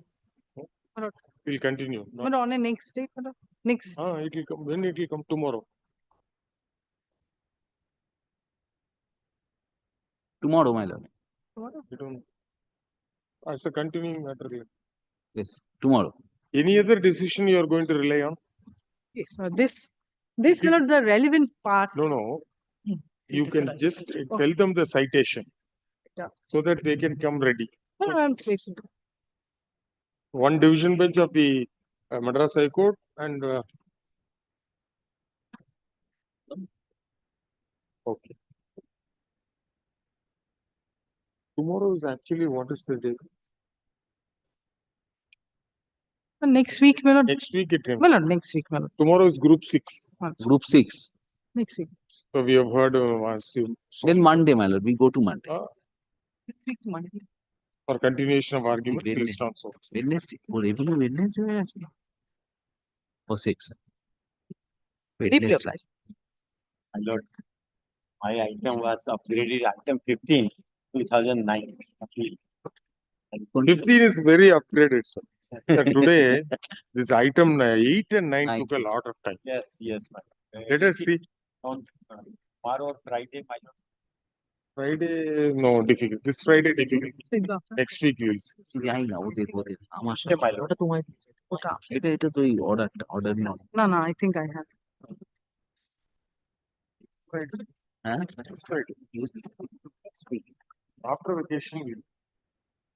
Vacation is only 4 + 4, 8 days, sir. In June, I am not available because our vacation will start, my lord, Hmm. in Delhi High Court And when do you reopen? in July, July second week. Huh? first week, after first week. Then probably we'll have that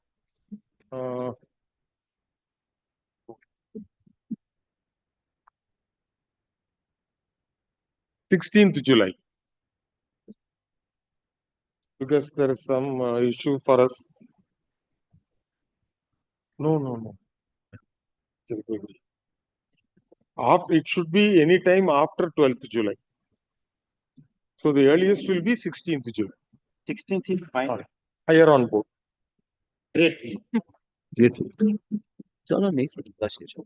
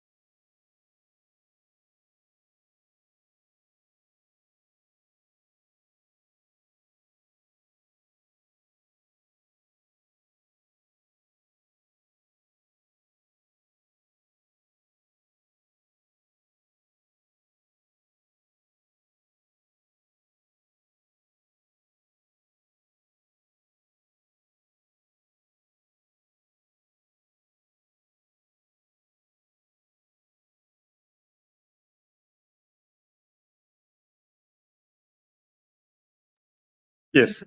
Your Lordship, may I be granted leave to file the appeal without certified copy of the Date order? of the order.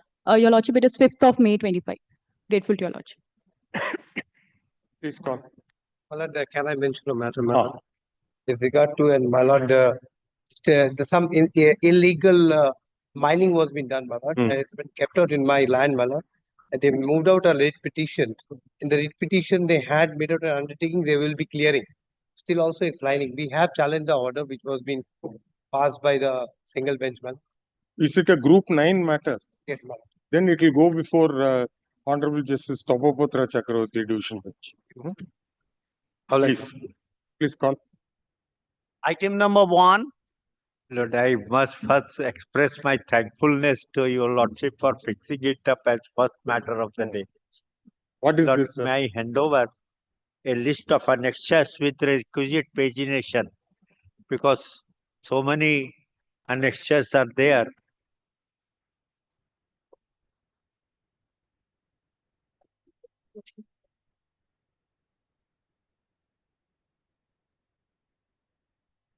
Lord, may I initially indicate the whole issue about it. The petitioner is a manufacturer and seller of jewelry. Basic system is that nowadays a developed system, exhibitions are held at different places. If you can just adjust the mic. I'm thankful to you. Exhibitions are held at different places where they carry the crafted jewelry for show, so that the customer may see the nature of the jewelry, quality of the jewelry and all that. And if they are impressed about it, then they place the order. Those jewelries which are taken at the exhibition are not sold there. They are supposed to come back, because they are basically made in 14 karat, basically. So not a 14 karat, but the value given is there is more than of 18 karat gold valuation is given. And they have held, this is now all over India, this system is being adopted. Even GST Act has recognized this system. Now, in the past also, they have held these exhibitions at different places in India, right at Ranchi also. Now, on 13th, they deputed two employees, the petitioner, two employees to carry goods by train from Howrah to Ranchi. And on 14, it was supposed to hold an exhibition at a private residence place. One Mrs. Devika Dhanuka at Ranchi. At the station, the railway police force caught them, the employees, and took possession of the jewelry and the employees also and all. Now, with the jewelry, the employees were carrying one authorization letter dated 12th of November 2022. Along with that letter, the letter mentions there are 5 transfer exhibition memos which give complete detail of each jewelry which is being carried to the Ranchi for exhibition purpose. It discloses that it is for the purpose of the GST's purpose is there. There is an income tax assessee number is there. A description of the jewelry, each item, 241 items of jewelry were there, and it gives a complete description.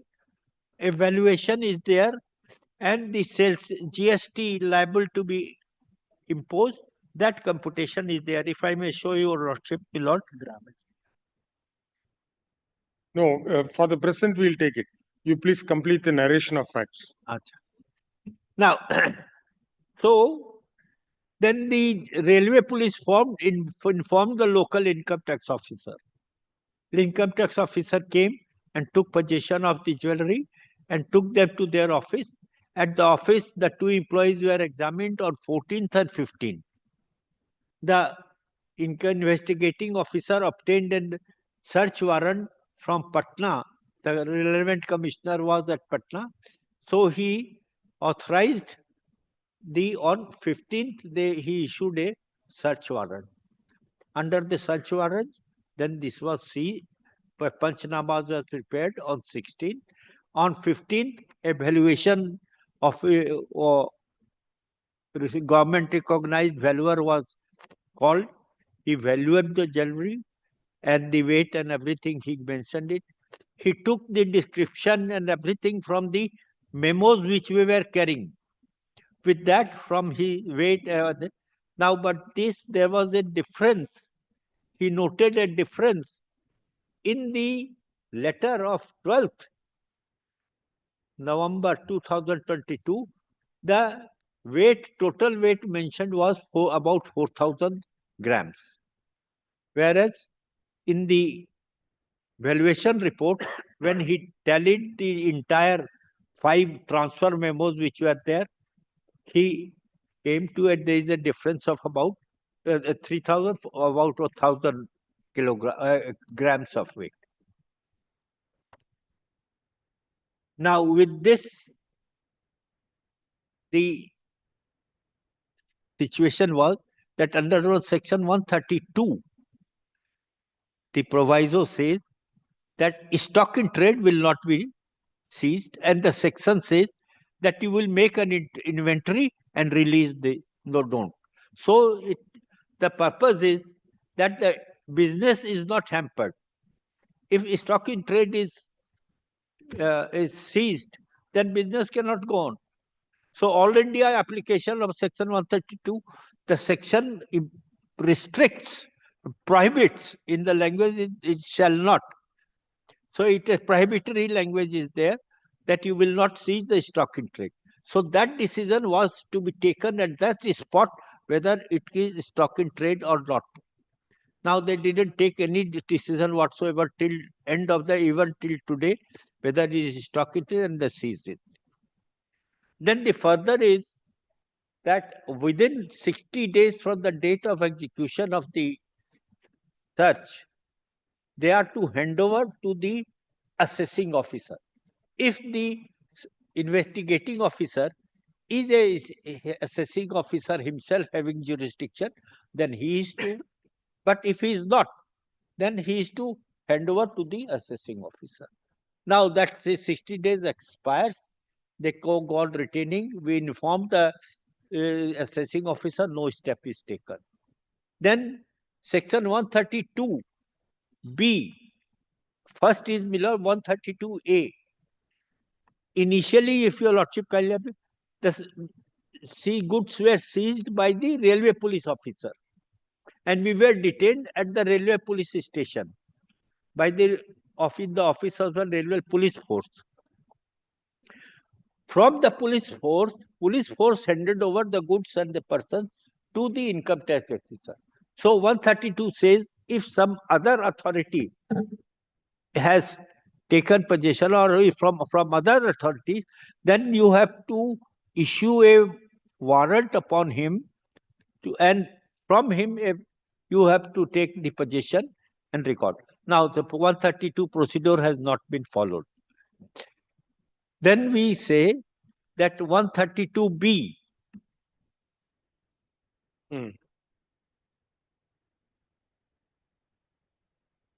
One 132 subsection 9A requires that within 60 days you hand over the seized documents and the goods to the assessing officer. From the documents which were being carried, my PAN number was disclosed. Now, so they've informed them who is my assessing officer. So I informed them the assessing officer is at Calcutta, respondent number 2. No information given. Not only information given, No transfer of the goods and documents was made. The section requires transfer of the goods, not mere information. We informed the respondent number 2 at Calcutta, my assessing officer. He remains silent. Then, my lord, this section says, officer of the person from whose possession it is seized. To that extent, my employees, I am the owner of the goods and my employees, the goods were being seized from the employees. So they don't inform that officer also. And nobody is informed. Then case of the employee, income tax case of the employee is transferred to his assessing officer to a central circle at Calcutta. Later on, my case is also had been transferred to, which is now respondent number 7. Your Lordship allowed that respondent number 7 to be added and all. We have added in this appeal respondent number 7. He's a transferee officer. Now, no transfer to them. No, R7 is who's the respondent number 7? The central circle. Respondent number 7. Respondent number 7. It's a central circle, my lord, at Calcutta. Now, section 132B requires that the seized goods should be used for meeting the statutory income tax liabilities.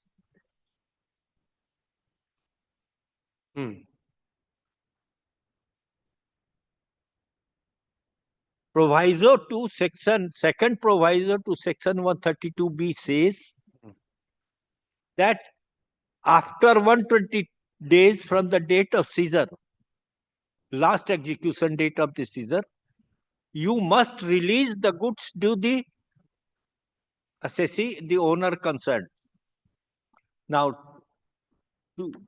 from November 22, long time passed, repeated requests made, pointed out, remain silent. My lord, the Honorable Justice Bharadwaj noted the initial contentions, noted the facts, but while giving the judgment, the contention or the contentions raised by the respondents were that there is difference. The valuer officer has pointed out the difference in the grammage. About 1,000 grammage difference is there. They have not reconciled it. I must respectfully say that His Lordship gave us a leave by an order of 6th January 2025 to file supplementary affidavit reconciling, because according to us, by that time we had reconciled. Now what has happened, I tell you. With the letter of 12th November 22, 5 transfer memos were there. Accidentally or inadvertently, Milite, the last transfer memo number 5, the jewelry mentioned in that was not taken in the addition which is mentioned in the. So if a simple addition is made, there is no difference. That chart, comparative chart, His Lordship allowed me to file. We filed the comparative chart. Now the respondents say, no, it was not filed in the course of the proceeding before the authority, and therefore we will ignore it. Now, if the question is whether the valuers are taken and it's a mere question of addition, alteration, addition. Not one single item of jewelry is outside the record. 241 items of jewelry is all in the record in those 5 memos.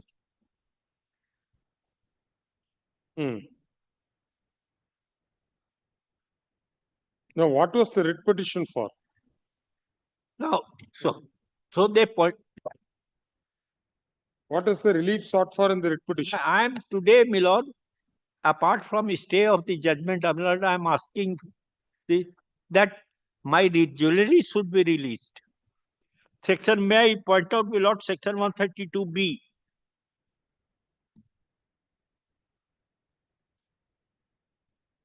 if your lordship kindly say, see section 132B. No, before that, can we see the prayer and the writ petition? Yeah, the prayer, my lord, in the can, if your lordship.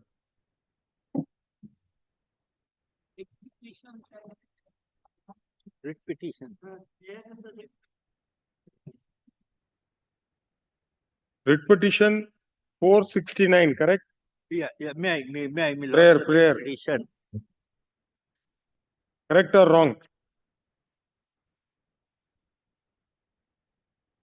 Lord, your lordship kindly see the interim prayer which we made. No.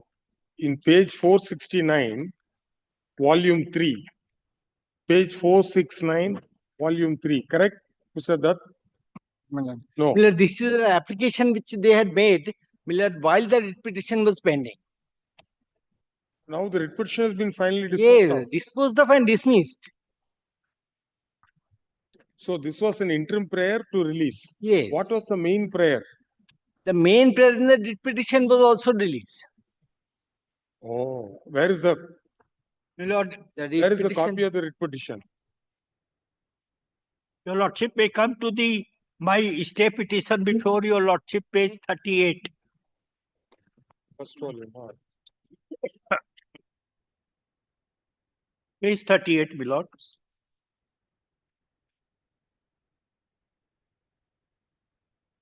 Sir, Prayer this C. is the prayer in the appeal. I want a copy of the writ petition. Yeah, my lordship, may I hand over? Is it not filed? So the writ petition itself is not there. No, it should have been filed. How it could? My lord, may I hand over? He is trying to help you. How the appeal could be numbered without the writ petition? How the appeal can be numbered without the writ petition? You are challenging a final order. Yeah, final order. Ah. So the record, I thought there was to be here. No, it won't be.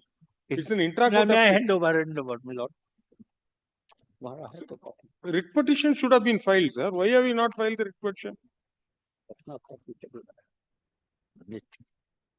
Your lordship, the prayer I have given your lordship, the writ petition. Certiorari. Interim order. Forthwith certify and transfer an order of detention, examination of so and so.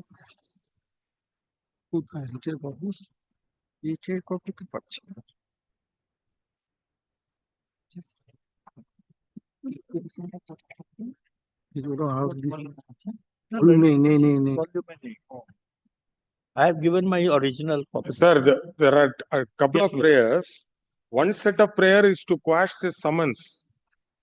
One prayer sought for was to quash the summons. The statement recorded from the two employees has to be set aside. The other one was to release and hand over possession of the jewelry. But how to cancel a summons? Summons cannot be cancelled. Summons has worked itself out. Those fellows have appeared, given statement. My lord, there is not a question of Sir, prayer in the writ petition is to cancel the summon and panchanama. Please see. File the paper book problem in the most clumsiest manner in which a case can be filed is only here. Nowhere in the country it's as clumsy. Lord, interim I am reading prayer E. You start interim from order prayer A. directing the respondents in each of them.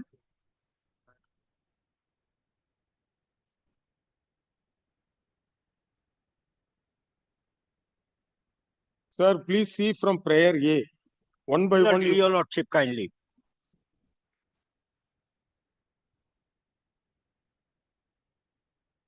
A. Shashurai transmit the records to Calcutta and the summons, they have already been executed. Then, so at the moment, I am not on that. Please come. No, So no. one by one. So At summons, panchanama cannot be quashed. What is the only surviving prayer? Release of the jewelry.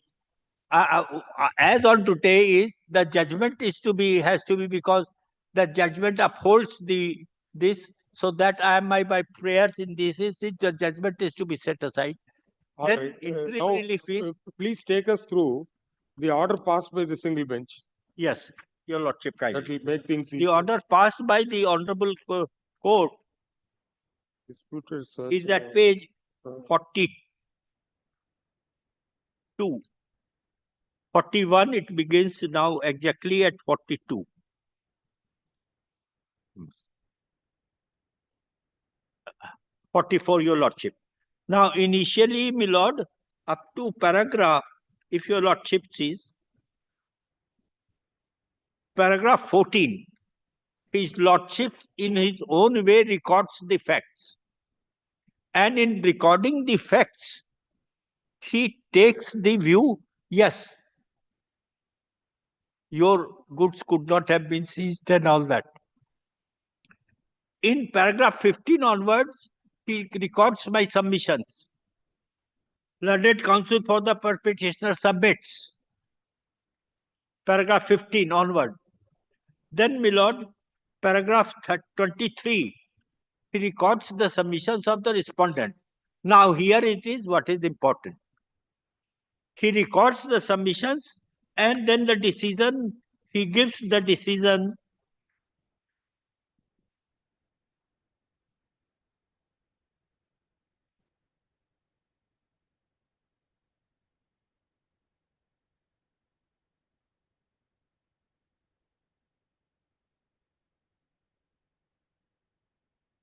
Now, what is the stage? Now, the matter has been centralized before the seventh respondent. Respondent number seven. Seventh respondent. Your employee's case also before him. Assessee's also cases also. Assessment has been before him. Where is the seized jewelry? They are lying at Ranchi still. Ranchi, we have no jurisdiction. Territorial That is, they ought to have sent it to Calcutta. We can't issue a mandamus beyond the territorial limits of state of West Bengal. So they ought to send it to Calcutta. So you file a writ petition in Jharkhand, ask them to send it to comply with. We have repeated representations we have made to them, repeatedly written from 17th November 22. No, if your assessing officer, central circle is here, we can at best say, please complete the assessment. Now, your one order recently, which has been after the hearing was closed, one order I am placing to your lordship's kind consideration by the local officer. Mr. Muraka, sorry for interruption. If we issue a direction upon respondent number 7 to complete the assessment, he will make a requisition to his counterpart in Ranchi to send back the. Your lordship have to direct that the goods should come from Ranchi to Calcutta. We can't. We will go to the border of West Bengal. We can't go beyond that. No, he's subject to your lordship's jurisdiction, my lord. Very recently, we held in one matter concerning that. Now, my lord, washery charges. Vinita Meheria, she appeared. Washery charges on territorial jurisdiction we have held against. Your lordship, one thing may I respectfully submit. They have submitted themselves to the jurisdiction of the court because on their behalf, the affidavit in opposition has been filed. My learned friends are appearing on behalf of each of them. It's not that they are not subject to the court. In the appellate side, it's beyond the original, so they are subject to the court. Now, respondent. Sir, he may be a party. He might have engaged the advocate. He might have filed an affidavit in opposition. Whether we can issue a direction upon him. Certainly, your lordship. How can that be, sir? My lord, your lordship can direct the respondent number 7 Hitson to obtain the goods from Ranchi to Calcutta. That is why instead of that, we can ask him to issue notice to you under 142 or 143(1), etc. Start the assessment proceedings. In that, you make a prayer for return of jewelry. Once the assessment proceedings are started, What's the big fun of him retaining the jewelry? Valuation has been done, weight has been ascertained, valuation has been done, weight has been ascertained. There is a discrepancy of about 1,000 grams. Well, so far as if I may place one order which recently this respondent number 7 has passed. Sir, what is the stage, sir? Page, my lord, if your lordship will come to page 60, volume number 4. 60 is volume number 1. 600. Very recent order which he has passed. In the case of the employee in whose name the Panchanama has been drawn. Volume, sir? Volume? My lord, volume 4. Volume 4, my lord. Page? Page 600. Why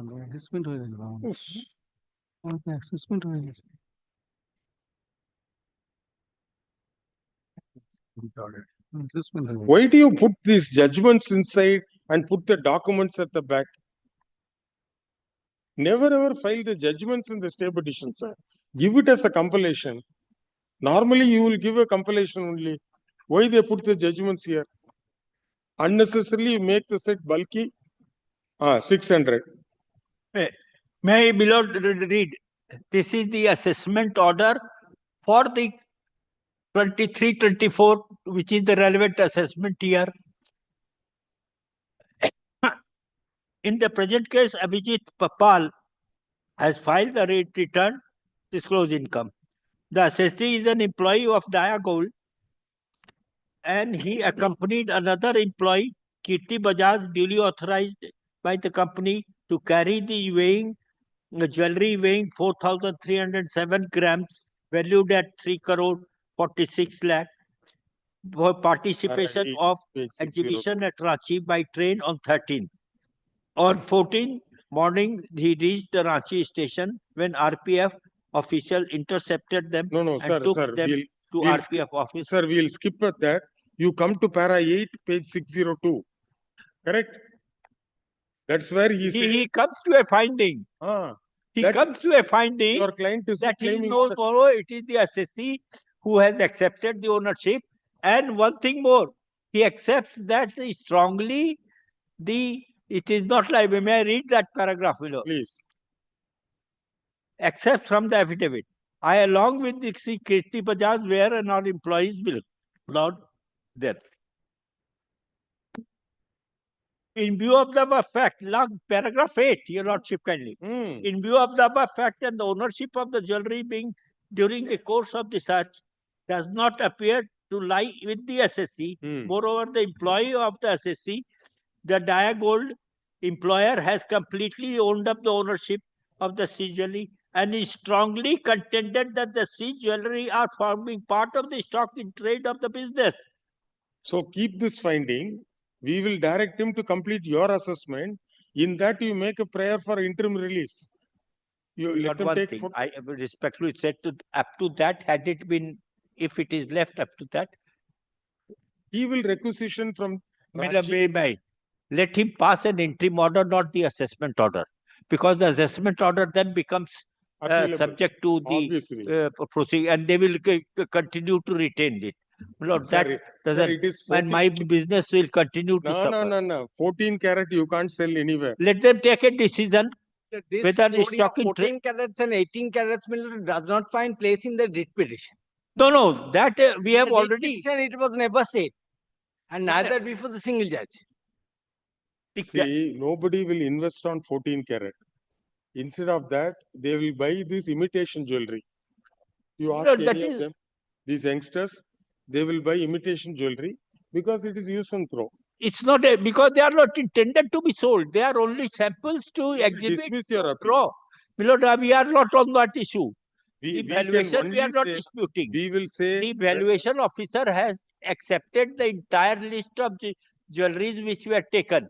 So there is no dispute. Assuming, see, according to Mr. Dutt, the purity of the jewelry has not been mentioned anywhere. That is not in dispute anywhere. That is The not purity is mentioned not at all. the question. Sir, when the appraiser, It is only additional plus minus in making there were 5 transfer memos. Out of 5 transfers, 4 transfer memos, jewelries were taken into addition into the letter. 5th was missed. And when the affidavit was given, adding that 5th one, then there is a difference comes only of 56 gram. So it was negligible, and which they now don't dispute it. so this finding which he has rendered, Central Circle has rendered in the employee's case, you take advantage of this finding. Now that is what why I placed it for you, Lordship. Now what I will respectfully submit, that we are interested, my Lord, that no further harm which has been caused by the seizure of the jewelry, once Section 132 prohibits. Now, if that decision they take and release that, It is too premature for a writ court, especially a writ court, to comment upon all that. my Lord, otherwise, so it will go on. But then they have, till now, they have not arrested your people. No criminal case has been registered. No. So therefore, be thankful for that. They recorded the Panchanama, they recorded the statement, took the jewelry. Now the jewelry is lying with the person in Ranchi because the jewelry was seized in Ranchi. Now the assessment of the employee in Kolkata has been completed. Your case has also been centralized, transferred to respondent number 7.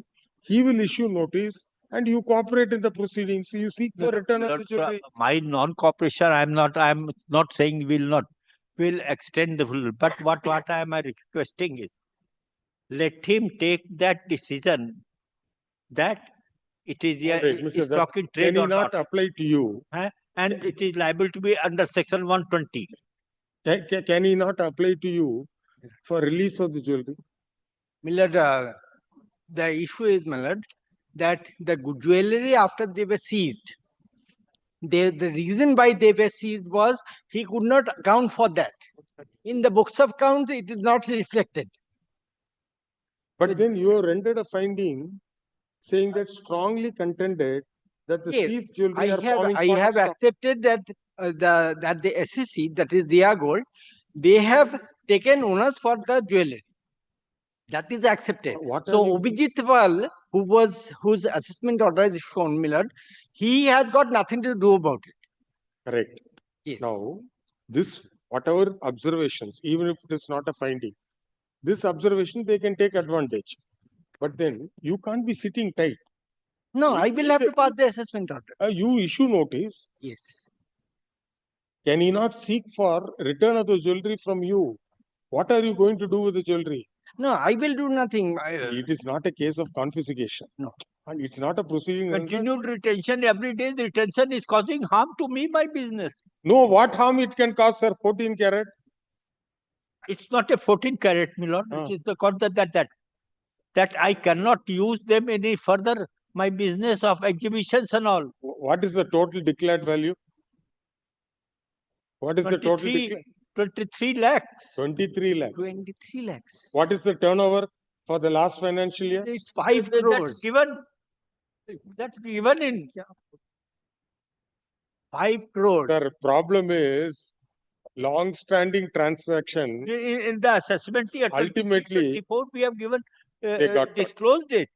Already disclosed in there the can return. never be a perfect crime. My lord, your lordship, we kindly see once section 132. This one we can do, or we can admit paper book to be filed. By then I'll retire. You argue before new Chief Justice.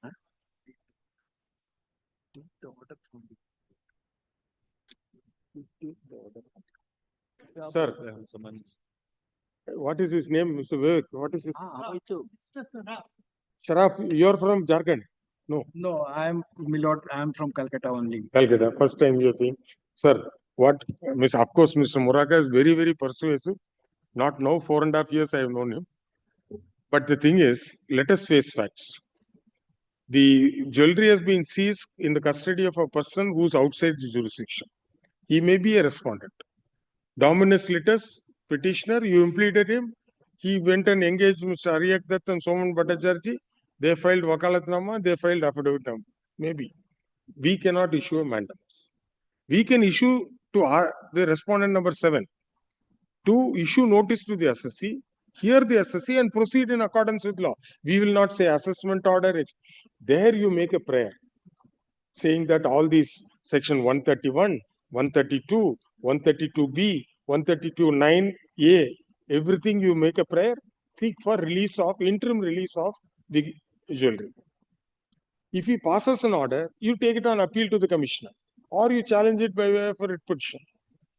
That's how you will have. Lordship will allow me to interrupt. Yes, please.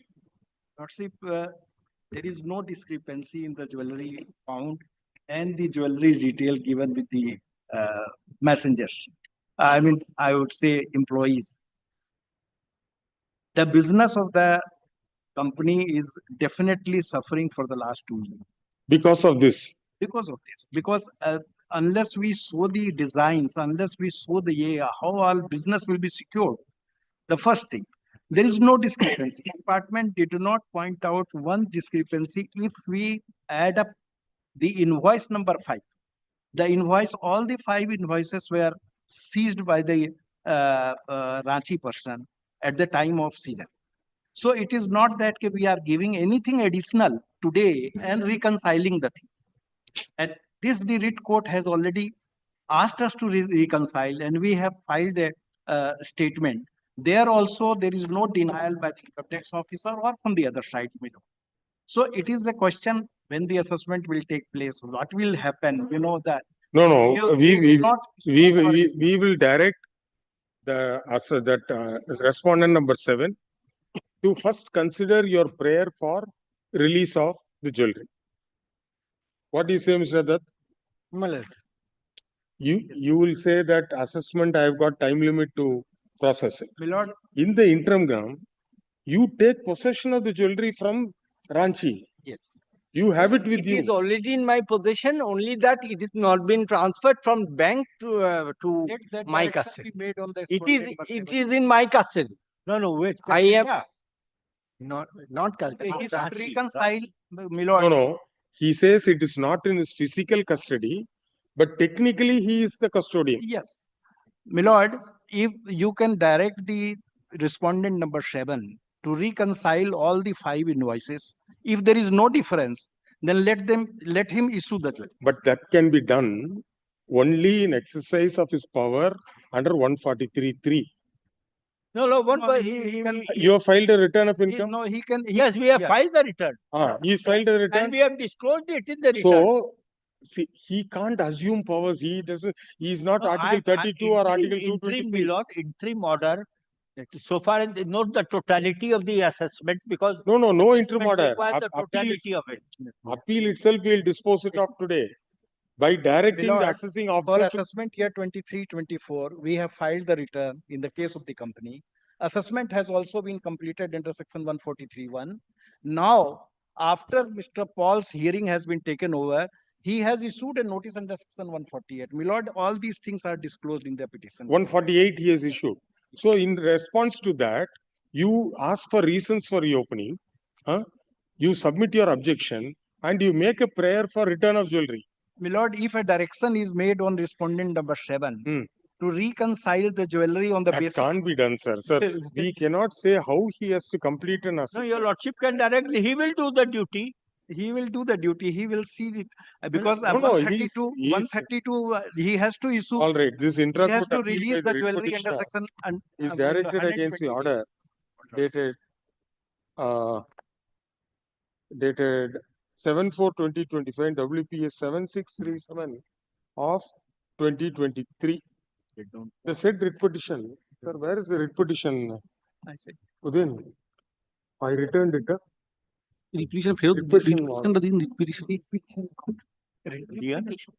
The appellant had filed the writ petition for varied release. The first of which being to set aside the summons dated 4/11/2022 issued to 2 of the employees of the of the appellant assessee and also the statements which have been recorded from them, the search warrant dated 15/11/2022 and the Panchanama dated 16/11/2022 in relation thereto and valuation report dated 15/11/2022.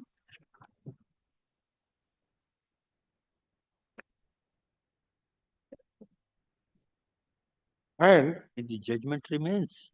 The examination and recording of statements of Mrs.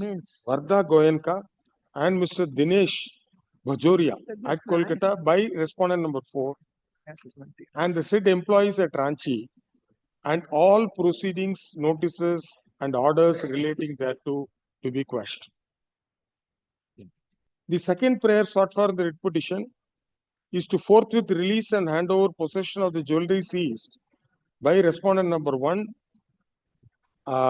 respondent number 3, who is the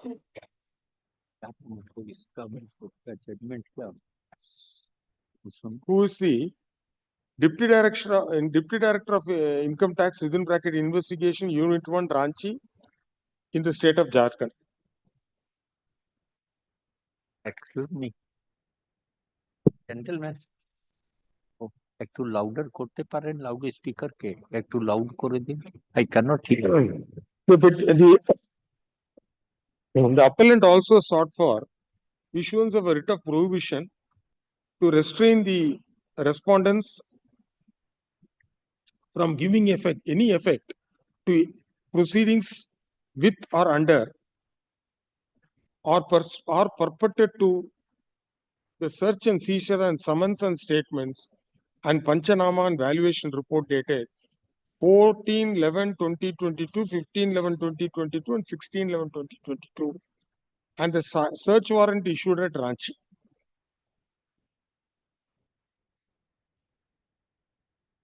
The learned single bench by the impugned order has dismissed the writ petition.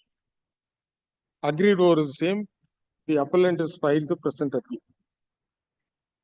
We have heard Mr. Rajiv Kumar Murakal and a senior advocate appearing for the appellant, assisted by Mr. Pramod Kumar Sharaf, learned counsel for the appellant, and Mr. Ariyat Dutt and Mr.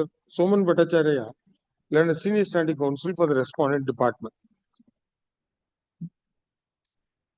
Firstly, the prayer sought for by the appellant to quash a summons, Panchanama, statements recorded from his employees is not maintainable. So to that extent, the relief sought for has to be definitely rejected.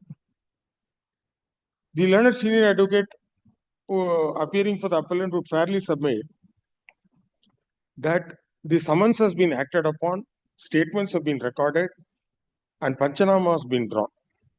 If that be the admitted factual position, the entire the summons, the effect of the summons has worked itself out, and it has been implemented. Therefore, a challenge to the summons or the Panchanama or to the statements recorded from the employees or from the director of the appellant cannot be quashed in the present proceedings, more particularly at this stage of the proceedings. Therefore, such prayers are to be rejected. This leaves us only with the furthermore, now, if this be the conclusion that has to be drawn, then obviously a writ of prohibition cannot be issued to the authorities, prohibiting them from taking action in accordance with law. And no such writ can be issued by a court exercising jurisdiction under Article 226 of the Constitution of India to perpetually restrain an statutory authority from exercising his powers under the relevant statute. Therefore, the prayer for issuance of writ of prohibition also has to be rejected. Thus leaves us with only one prayer for the release of the jewelry which has been seized. The learned senior advocate has elaborately referred to the various documents and also drawn our attention to section 131, 132, 132 within bracket B, 132 within bracket B second proviso, and 132 within bracket 9 within bracket small a of the Income Tax Act 1961, and submitted that the entire seizure of and submitted that the income tax authorities have no jurisdiction to retain the jewelry which have been seized under the Panchanama, and they ought to have returned the same. It is admitted by the appellant that the seizure has been effected in Ranchi, the state of Jharkhand, outside the territorial jurisdiction of the High Court at Calcutta. Therefore, a writ of mandamus cannot be issued to an authority who is outside the jurisdiction of this court, though such authority was impleaded as a respondent at the behest of the writ petitioner, and maybe the said respondent has also filed an affidavit in opposition. Full stop. The territorial limits of the jurisdiction of this court having been clearly circumscribed, direction cannot be issued to the authority who is situated at Ranchi. The argument of the learned senior advocate for the appellant is that the authority, namely respondent number 3, who has seized the jewelry, has a duty to forward the jewelry to the jurisdictional assessing officer. Initially, the respondent number 2 was the assessing officer.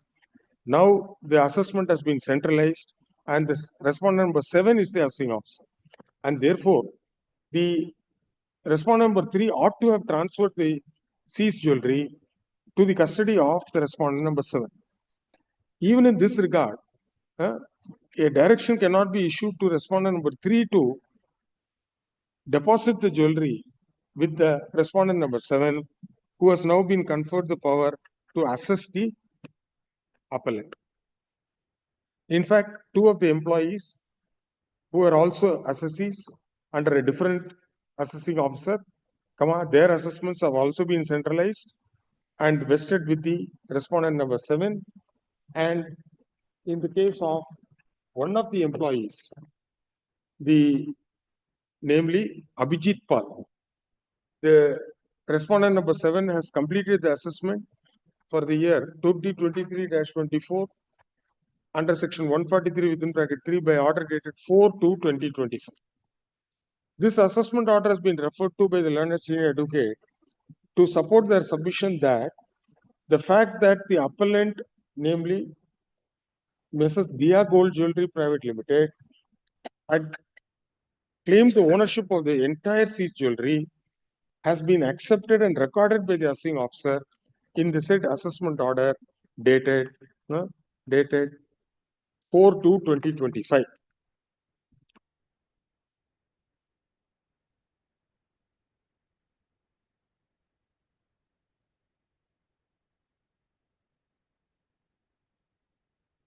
Furthermore, it is submitted that the assessing officer has stated that the ownership of the jewelry seized during the course of search and seizure operation does not lie on the assessee within bracket Abhijit Paul.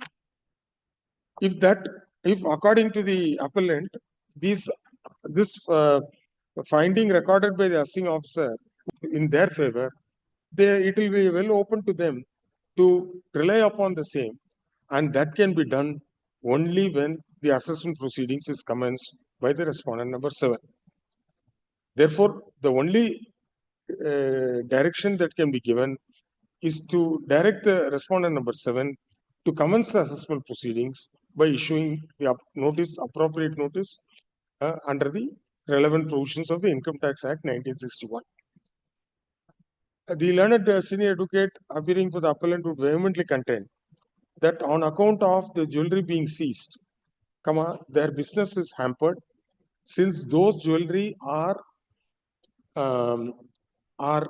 taken throughout the country to be displayed in various jewelry exhibitions, so that the customers can view the jewelry, and based on their satisfaction, orders will be placed.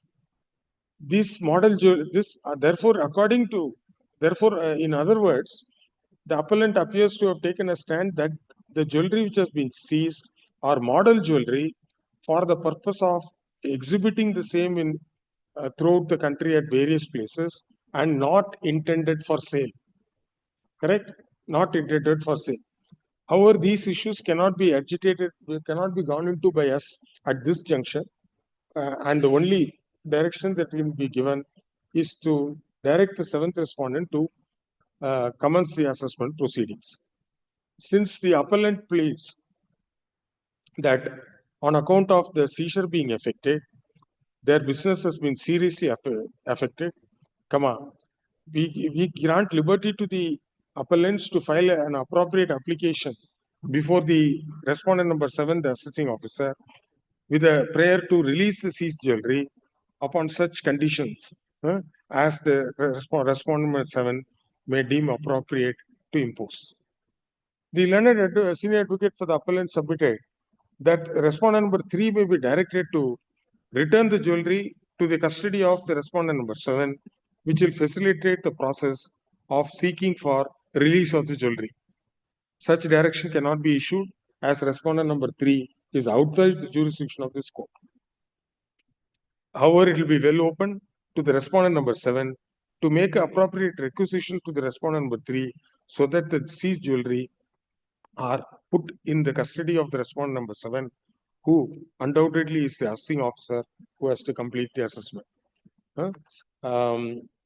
Thus, for the above reasons, we find no good grounds to interfere with the order passed by the learned single bench. Accordingly, the appeal is dismissed with the above observations and directions. It is made clear that during the assessment proceedings, the respondent number 7 shall independently decide the matter without being influenced in any manner by any of the observations made by the learned single bench in the impugned order or the observations which have been made by us in this judgment and order. The respondent number 7 is advised to commence the proceedings within 2 months from the date of receipt of the server copies. We have challenged the notice issued by him under section 148. So please allow us time to file the return. Yeah. You have filed a writ petition, sir? Yes, we have taken that ground. In the notice. One of you withdraw that writ petition. You withdraw that writ petition. No, it's the same writ petition, Your Lordship. Oh, okay. In the same Since in the writ petition, there appears to have been a challenge to a notice issued under section 148 of the Act. in the writ petition, there is no challenge. He has made a separate can and challenged it. I got that. When the writ petition was pending, the appellant filed can 1 of 2025. Can 1 of 24 be a file? 24, challenging the notice issued by the respondent number 7 under section 148 of the Act dated 148 is can 1. I think, Mr. Aryak, that you have to add 2 more juniors. I'll send two people tomorrow. How much you will pay them?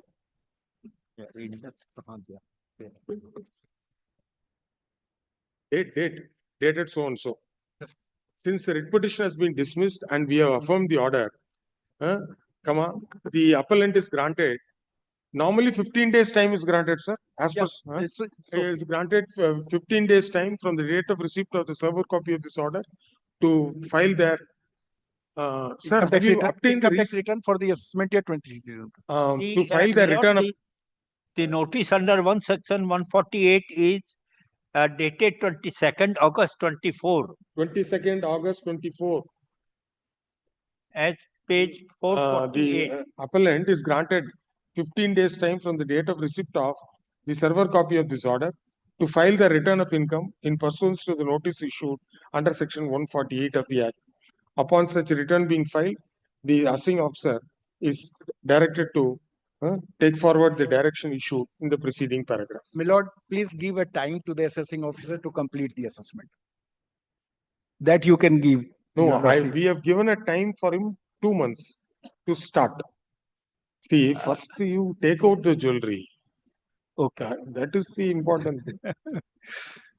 Okay, Your Lordship. But are you sure, sir, that what is it? The purity of the gold is not in dispute? No, nothing. No, nowhere it is dispute. So it is not It 18 is or not in 24. dispute whether it is 14 carat or it is 18 Those, carat. those issues are not there. It is not in dispute, and it has not been taken up in the If first suppose court. that is in dispute, then he may. No, something new I cannot say. What is this? No, he will treat the case as The valuer has already valued, so that is not in dispute. The departmental appointed valuer has already.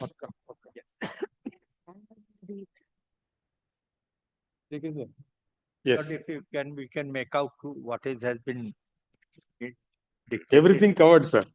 This is the best we can do in the shortest possible time. Next. Thank you. Lord. It's such a huge repetition, 4 volumes, and it was served on me yesterday only. Otherwise, you cannot brief Mr. Muraka. Your department has Even then, they have not filed the writ petition copy. Because we have served them much. And he also did not get a copy. I got one. But if in summarily we can know what is the. Next time you have to send your employees by flight so that they don't get. Yes. There's a lot of things going on, sir. Calcutta is famous for that. Then somebody else will catch them. But one of the best designers are in West Bengal. Yes. One of the best. You ask Mr. Abrodosh Madmundar also. He has appeared for them. And a lot of the big corporates who are deal in jewelry, Even in place like Mumbai and other places, they come here. They go from Bengal. That, And lot of. Lordship, craftsmanship is. Pardon, sir? Craftsmanship. Craftsmanship is excellent. But here what happens is they don't use 18.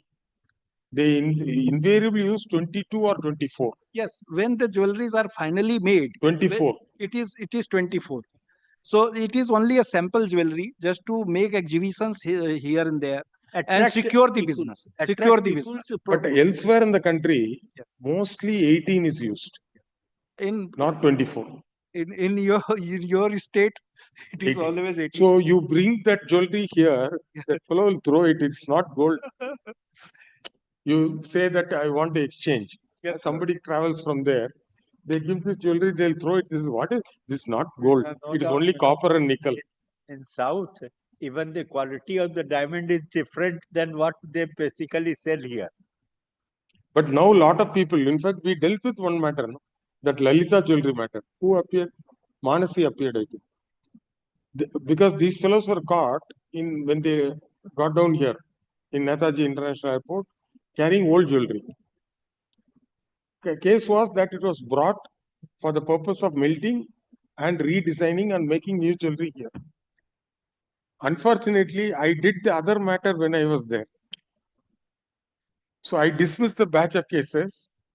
But here this person owned and he was also caught in the arrival terminal.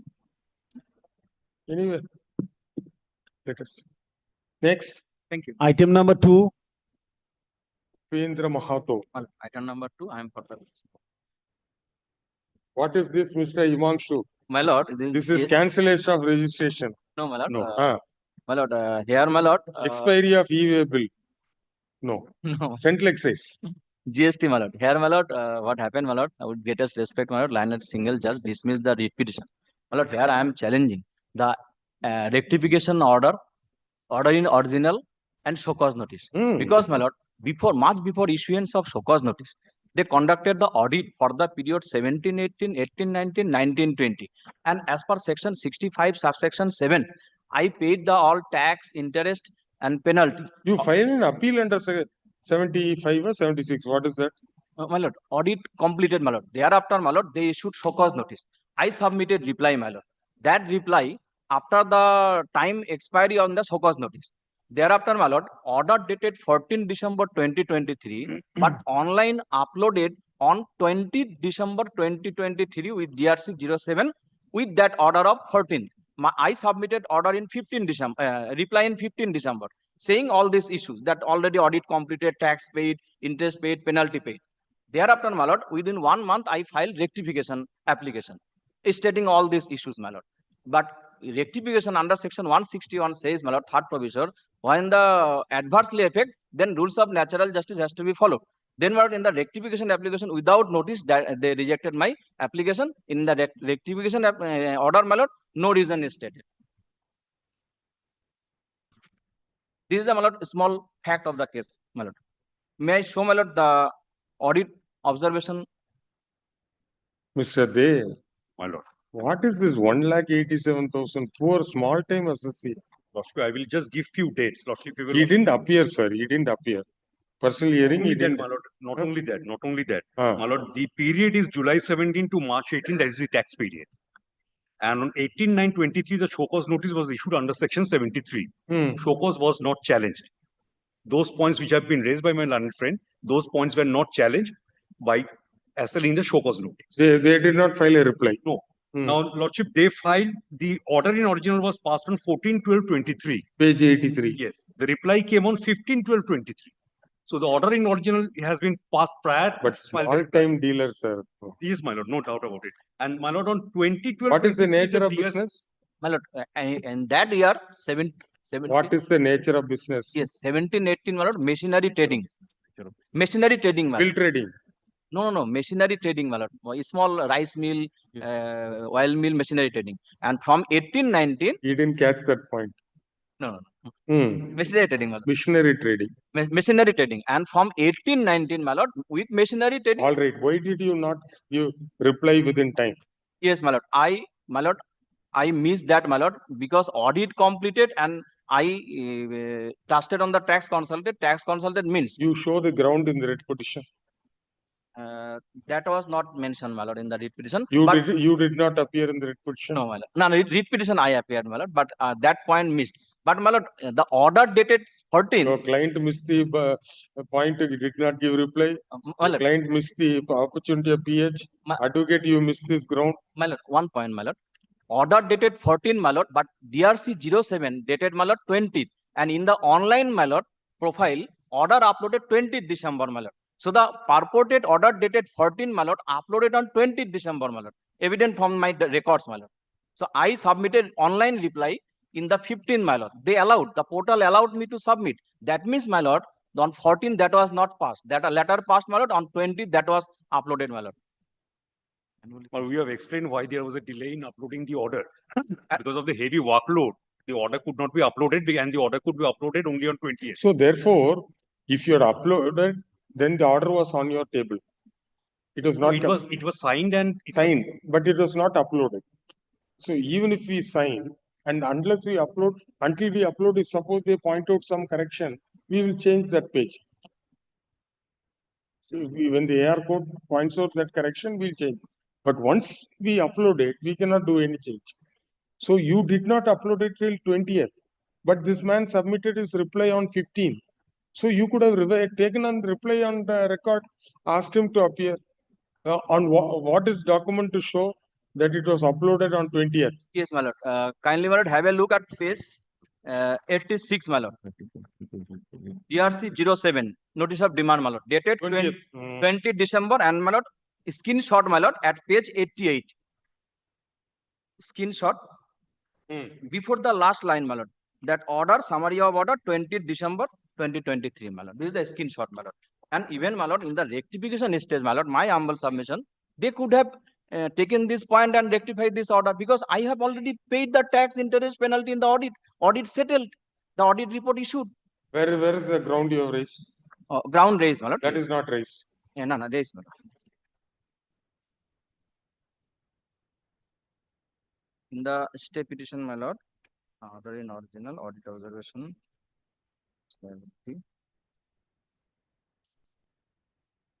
audit raised. My lord, oh, sorry, this is the rectification. Just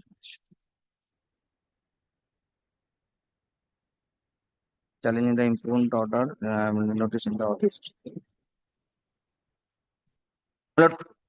Page 7, my lord, serial number 8, my lord. That about say it about audit, my lord. Page 7. Page 7 of the stay petition, my lord. may I show, my lord, from the recital of the writ petition? Yes, my lord. In the writ petition, you show. Yes, writ petition, writ petition, oh, sorry, writ petition. Writ petition. Sorry, sir. I'm sorry. It starts from page. My lord, I'm 36. Writ petition, my lord. Right? Yes, my lord. Which paragraph? My lord, paragraph 6, that audit completed, my lord. Paragraph 6. And Paragraph thereafter, my lord, paragraph 8, my lord, that Accepted, a pertinent to audit authority accepted, no further demand. yes. You no said some further- money you have paid. How much you paid? Yes, amount paid, my lord, at page number, my lord, para 5, my lord.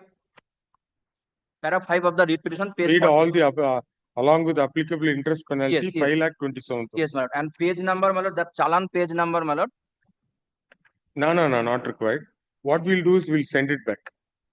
He will take note of his reply, give you a personal hearing. You produce this challan. Yes, my lord. And say that the matter was already reconciled. The question doesn't arise for any fresh demand. Yes, my lord. And then any other matter on merits also you raise. Yes, my lord. Then, my lord, one liberty maybe to submit reply, my lord. One. Yes. My lord. And This intra-court appeal at the instance of the writ petitioner is directed against the order dated 29/4/2025 passed in WPA 31078 of 2024. The said writ petition was filed by the appellant for a composite relief by challenging the show cause notice dated 18/9/2023, the order in original dated 14/12/2023, summary of which was uploaded on 20/12/2023, and the order rejecting the application for rectification dated and the order dated 21/11/2024 rejecting the application for rectification. The learned single bench had dismissed the writ petition by the impugned order. Agreed by the same, the appellant is before us by way of this appeal. We have elaborately heard Mr. Himanshu Kumar Ray, learned advocate appearing for the appellant, assisted by 1, 2, 3, 4. And nobody knows page number, nobody knows which ground in which page number. She knows. She has to write down. You give all the 4 names, assisted by so and so, and Mr. Kaushik, they learned senior standing counsel, assisted by so and so, learned advocates for the respondents. It is not it is an admitted position that admitted factual position that the appellant did not respond to the show cause notice, which was issued, proposing to Page 74, my lord. show cause notice dated 8/9/2023, correct? My lord, 8/9 is the show cause, but this is uploaded with the DRC 01 18/9, my lord. Which has been uploaded in statutory form GST DRC 01 on 18/9/2023. 15/9/2023. It is an admitted authorization. An admitted actual position that the appellant did not. Show cause notice so and so. And as they did not file any reply. Subsequently,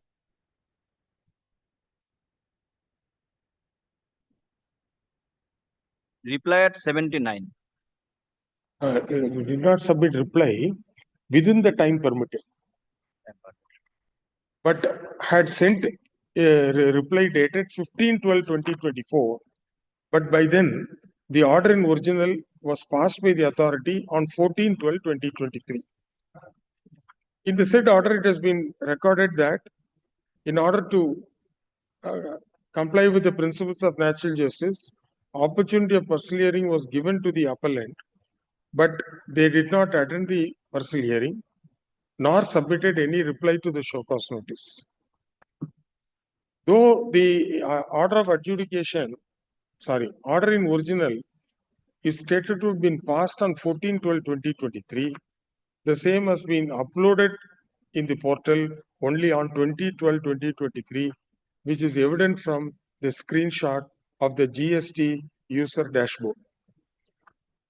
Annexed in pages 87 and 88 of the stay petition.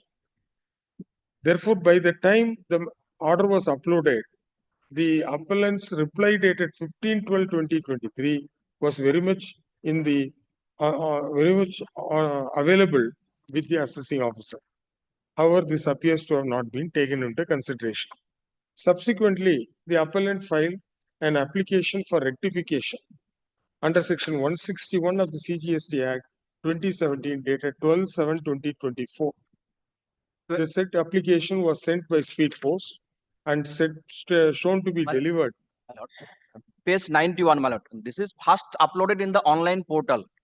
Okay. Submitted 26 January 2024, page an 91. application for rectification, which was uploaded in the online portal on 26 January 2024. 26 January 2024. Also sent by post. And the said application was also sent by registered post by way of abundant caution. In the application for rectification, the appellant had stated that they had submitted detailed reply on 15/12/2023 online, but in the order dated 14/12/2023, it shows that the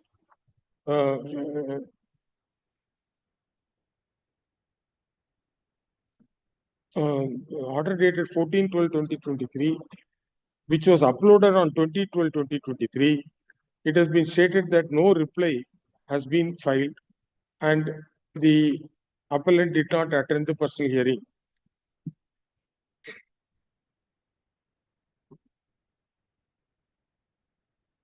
Further, the appellant submitted that in terms of the order dated 19/1/2023,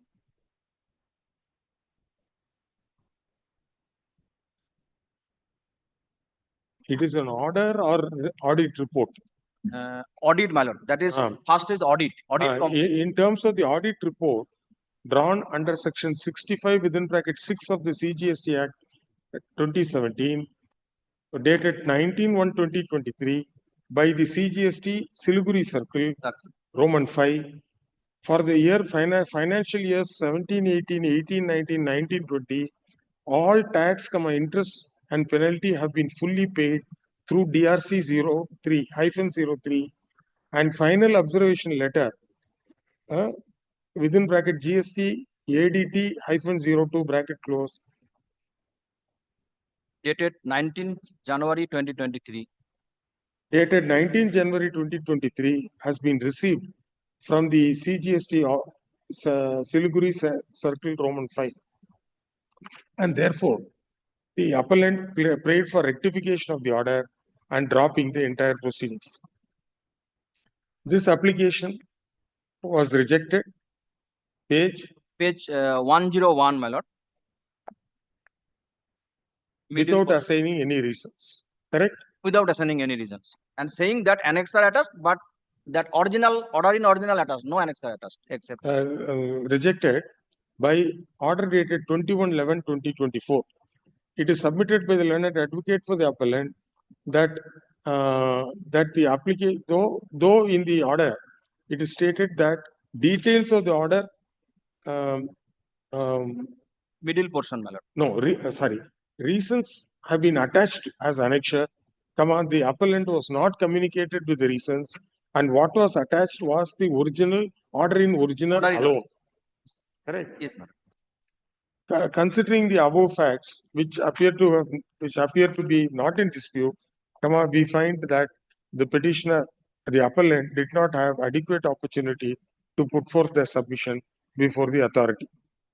Therefore, we are inclined to interfere in the matter and remand the matter back to the authority, our original adjudicating authority, to take a fresh decision on merits and in accordance with law. In the result, the appeal is allowed, the order passed and the writ petition is set aside. Writ petition is allowed, the order in original and the order rejecting the rectification application are set aside, and the matter is remanded to the adjudicating authority for a fresh decision. The appellant shall submit a comprehensive reply to the show cause notice along with all annexures, documents, and details within 2 weeks from the date of receipt of the server copy of this order, after which the assessing officer shall give an opportunity of personal hearing to the authorized representative of the assessee and redo the assessment in accordance with law and complete the same, preferably within 30 days. 30 days from the date on which the personal hearing is concluded.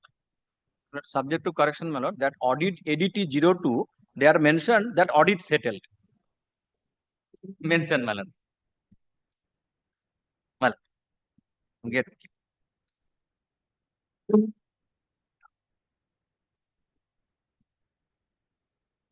I'm getting.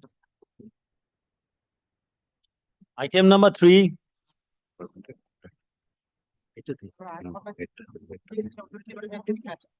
Sarah probably not served on copy. Not serving. After 40 years of practice, Mr. Bhattacharjee is saying that Sharaf is not serving papers. I will not do that. Sarah is afraid. You are turning here, he is turning there, she is turning there. Sarapal, why have you not served? Affidavit of service. Not to whom it was served. I have spoken to his junior Tapan Bhanja 2 days No, back. what you should do is, parallelly you send a soft copy to all of them. Kaushik, Tapan Bhanja, Bhattacharjee, Manasi, everybody you send. Whoever gets the brief will take it. What else to do? Sir, their bills are not settled, sir. No, I know. Very, very sorry state of affairs. I know.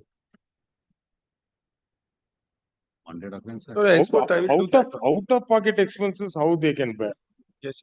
So next week we are planning to call the commissioner, chief commissioner. Then only it will work out. Central Excise also they are not settling. Central Excise. Regarding expenses, my lord, they are a little bit measure about it, as your lordship knows it. Yes. Those fellows. And those expenses are from the pocket itself of the other junior advocates. And there they deduct and they cut it out, and it becomes very difficult for them. One day you file a defective appeal. Then we will ask the question, why have you filed? Then you can say that they have not paid. Then we issue show cause notice. When Mr. Roy Chaudhary appeared in that matter, when we were in courtroom number 16, that matter still we are spending income tax. Thankfully for ASG's intervention, some money trickled. Very difficult. But an enriching experience, being on the revenue side.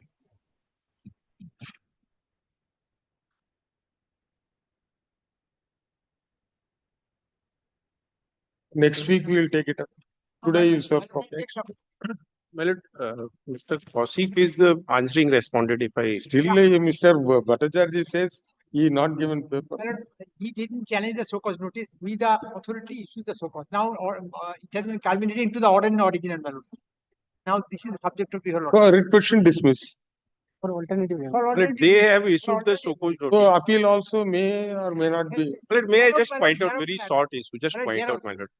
What has happened in this matter is, my lord, that on the basis of what they say is that on the intelligence which they gather, what is the intelligence that they gather is that for the 3 months, 3 months for the West Bengal and 2 months for the 6 other states, I have not filed my return. My lord, ever since the GST came into being, my lord, since they are running into, my lord, retail stores, the clothing, my lord, various branded clothing, they say they have around 218. Big time associate. Yes, my lord. They are a very big time associate. Yes, a listed entity. They have 218 stores. And all along, my lord, there is some delay on their part to file return because at the initial stage, my lord, there is a difficulty in gathering the data. No difficulty. You will have a big legal team to assist them. No, my lord, the data has to be gathered, my lord. And it was a new business, my lord. At that point of time, my lord, kindly. No. Big time associate, sir. No, my lord, kindly hear me. Big timers also, my lord, they cannot be shut down. That is why they have engaged Mr. Saraf. Bazaar style. No, my lord, kindly just 1 minute. All my lord, I right. will take. No. You hear. So, You keep us engaged for another 5 minutes, then we'll spill over to next week. yes, my lord. So for my lord, 3 months, so they say their team of investigating authority visit my place, and the allegation, my lord, after 3 years, 2019, they visit my premises. I immediately file my return, which I've been doing in any case. And my lord, I was always having balance in the electronic credit ledger, my lord, which I have annexed with this petition, because my lord, my rental are so high for my lord, the 18% is the rental, 5% is my output tax. So I am always having the excess balance. So there is no case, but there is no intent that I am going to shut down my business. But after 3 years, my lord, I received the so-called notice that had they not visited my place of business, I would not have filed this return, and I would have shut my shop, and I have closed my business, and would have run away. And my lord, for this financial year, for which this allegation has been made, I have made a tax payment of 55 crores. But subsequent year, 1920, I make payment of 62 crore tax payment. COVID year also, my lord, 2021, I make a tax payment of 41 crore. And 21-22, I made a tax payment of 55 crores. And I receive a notice on 30th of September 2022, after coming to my premises on 3/7/2019. But their own circular says that in case of an investigation, my lord, for a listed entity, or for that matter, any entity where it is on the basis of record, but the first attempt should be to write a letter seeking. But there is no time limit under the Act. What, my lord? Is there any time limit under the Act for the DGT? Not under the Act, but they have their own circular with respect to investigation that should to complete it in 1 year, including so-called notice, whatever they have to do. Reasonable time. Reasonable time, my lord. Because, my lord, had they issued so-called notice under section 73, they could not have issued so-called notice under 73, because 73 subsection 6 says that if the tax is paid prior to, my lord, on the basis of own assessment, which has been done in this particular case, then the so-called notice cannot be issued at all. And for the invocation of extended period, my lord, for the invocation and the allegation of the, my lord, willful default or fraud, my lord, they have to make a very specific case.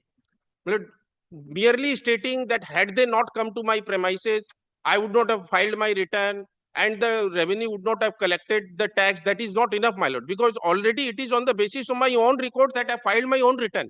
It is a self-assessment mechanism. Your correct. lordship judgments are there, my lord. My lord, at least 2 judgments I am carrying. I will not, my lord, hand over to your lordship. But if my lord, any allegation is made on the basis of books of accounts or the records of the SSE, then the allegation of fraud, willful misstatement, and all that cannot be made, my lord. And in this particular case, my lord, I am asking my question to myself, after 3 years, if they had issued notice for 3 months. But is it not a serious issue when they say that but for the search or but for the inspection, you would not have filed the return? But that is what I am submitting. So you have gone unassessed. So, my lord, would I have shut my entire business? No, you won't shut it. See, if each unit in each state has got a different registration number. Yes. So you are bound to file your returns. Yes, my lord. Half-yearly, quarterly, as per VAT regime, GST regime. On search or an inspection, they found you didn't even file a return for only, my lord, 2 months for 6 states, 3 months for, and I stated that for it was, my lord, my books of accounts were closing for March. It was with respect to March 19. And my lord, the difficulty is that I cannot file return for April and 19. The portal does not allow unless I file my return for preceding month. Yes. It has to be successively filed. It cannot be, my lord, in the central. See, always you can rectify it. Part A, part B, the other day you are arguing another matter. No, my lord, that rectification facility in GSTR 3B is not there. Now there is a Supreme Court judgment also, that Airtel judgment, my lord, that the rectification in GSTR 3B is not permissible. And the mechanism which they had devised. Final return. That final return they never notified, my lord. That is your lordship judgment. That is why, my lord, your lordship allowed the credit through GSTR 9, which is the annual return. That is not the, annual return. That is not the final return, my lord. Final return. They filed an appeal against that order. Which, my lord? That no, they have not filed. They have not filed. They have allowed the credit. Yes, my lord.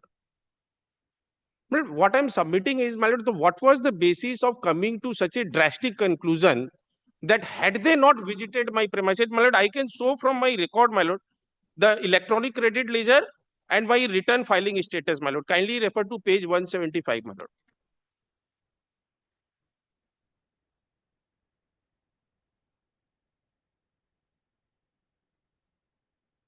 But the business at that point of time, my lord, it was at a nascent stage, and the GST return filing, it was centralized. So they were collecting all India data, and for the month of March, they clarified that only because the book closing for March, there is a delay. But kindly refer to page 175. There is a consistent delay, my lord. Consistent delay. That is not. It is not, my lord. That, and my lord, kindly refer to 179, my lord. The impune period, my lord, 2018-19, March 19. My lord, this delay has reduced. But my lord, there, if your lordship look at the previous, my lord, record, all along there is a delay. So what is the reason to come to the conclusion that had they not, my lord, come to my premises, I would not have filed the return? And my lord, I also kindly look at my electronic credit ledger, my lord, 184, my lord.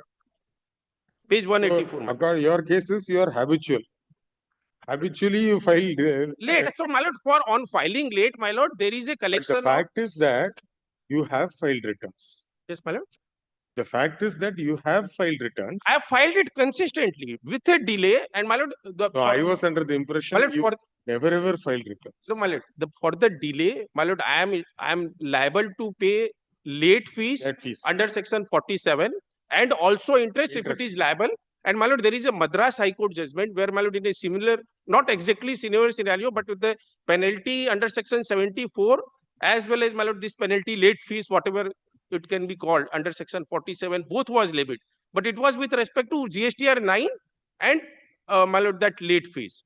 So, Honorable Madras High Court held that once late fees has been recovered for delayed payment of annual return filing, then subsequent, my lord, there cannot be double, my lord, jeopardy. There cannot be. In fact, somebody cited that that's a single bench judgment. Single bench judgment. That's a Krishnan Ramaswamy.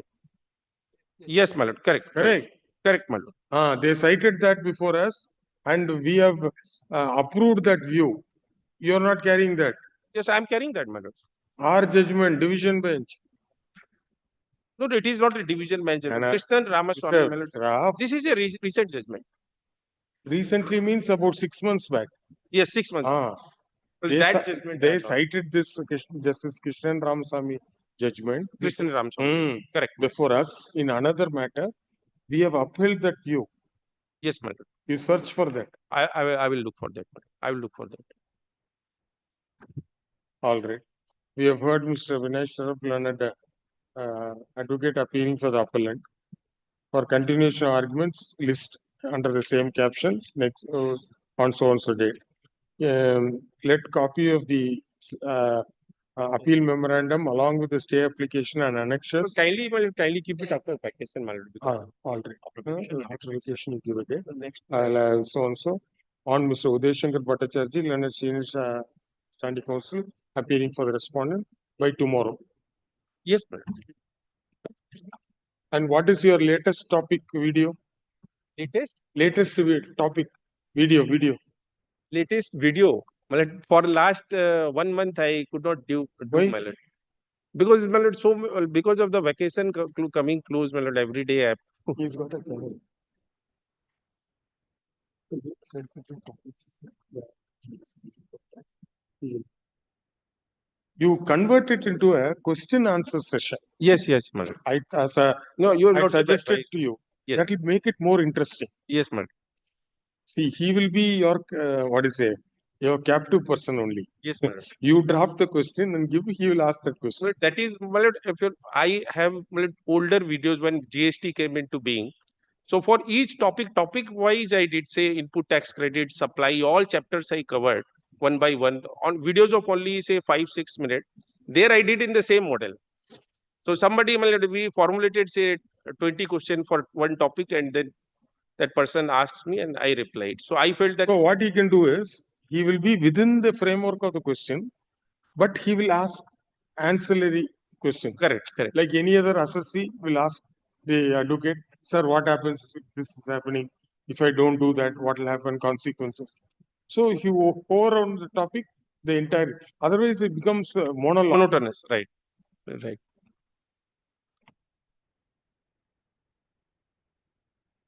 And no advertisements in between. No, no advertisement. Advertisement comes in if one tries to monetize that YouTube videos. If I don't monetize, then that advertisement will not How come. many viewers have got as of now?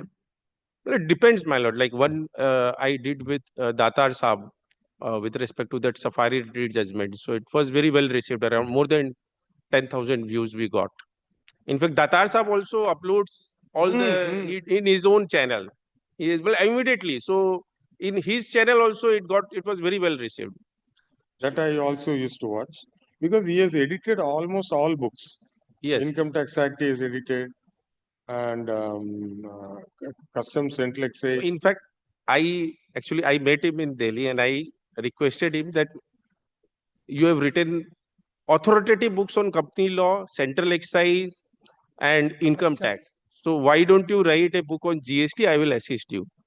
So he said, you write a book, I will guide you. So he had around 1 hour meeting with me, just like that in hotel. I have worked with him. Yes, for ma'am. long. I have worked with him myself. Yes. On the company side, we have worked together.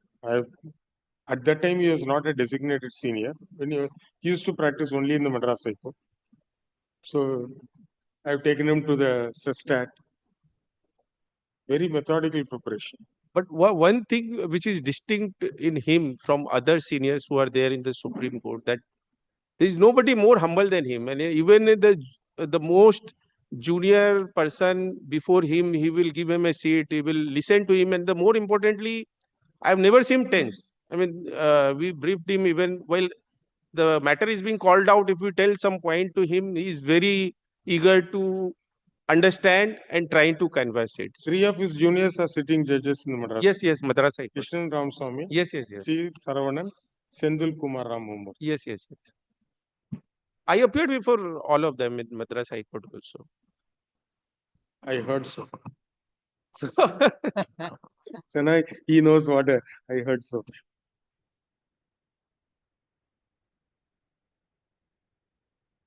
Central Excise is excellent. Yes. That's his main stronghold and company law. Company law, yes.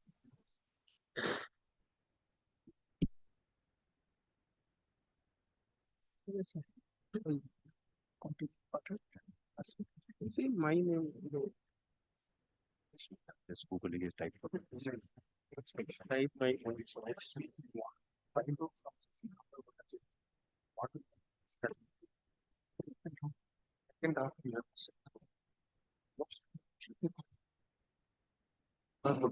Give us a photo line.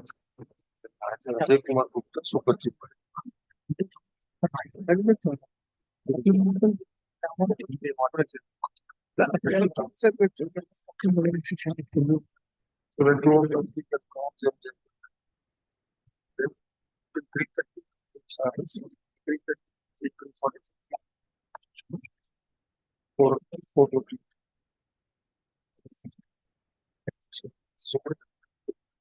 It's not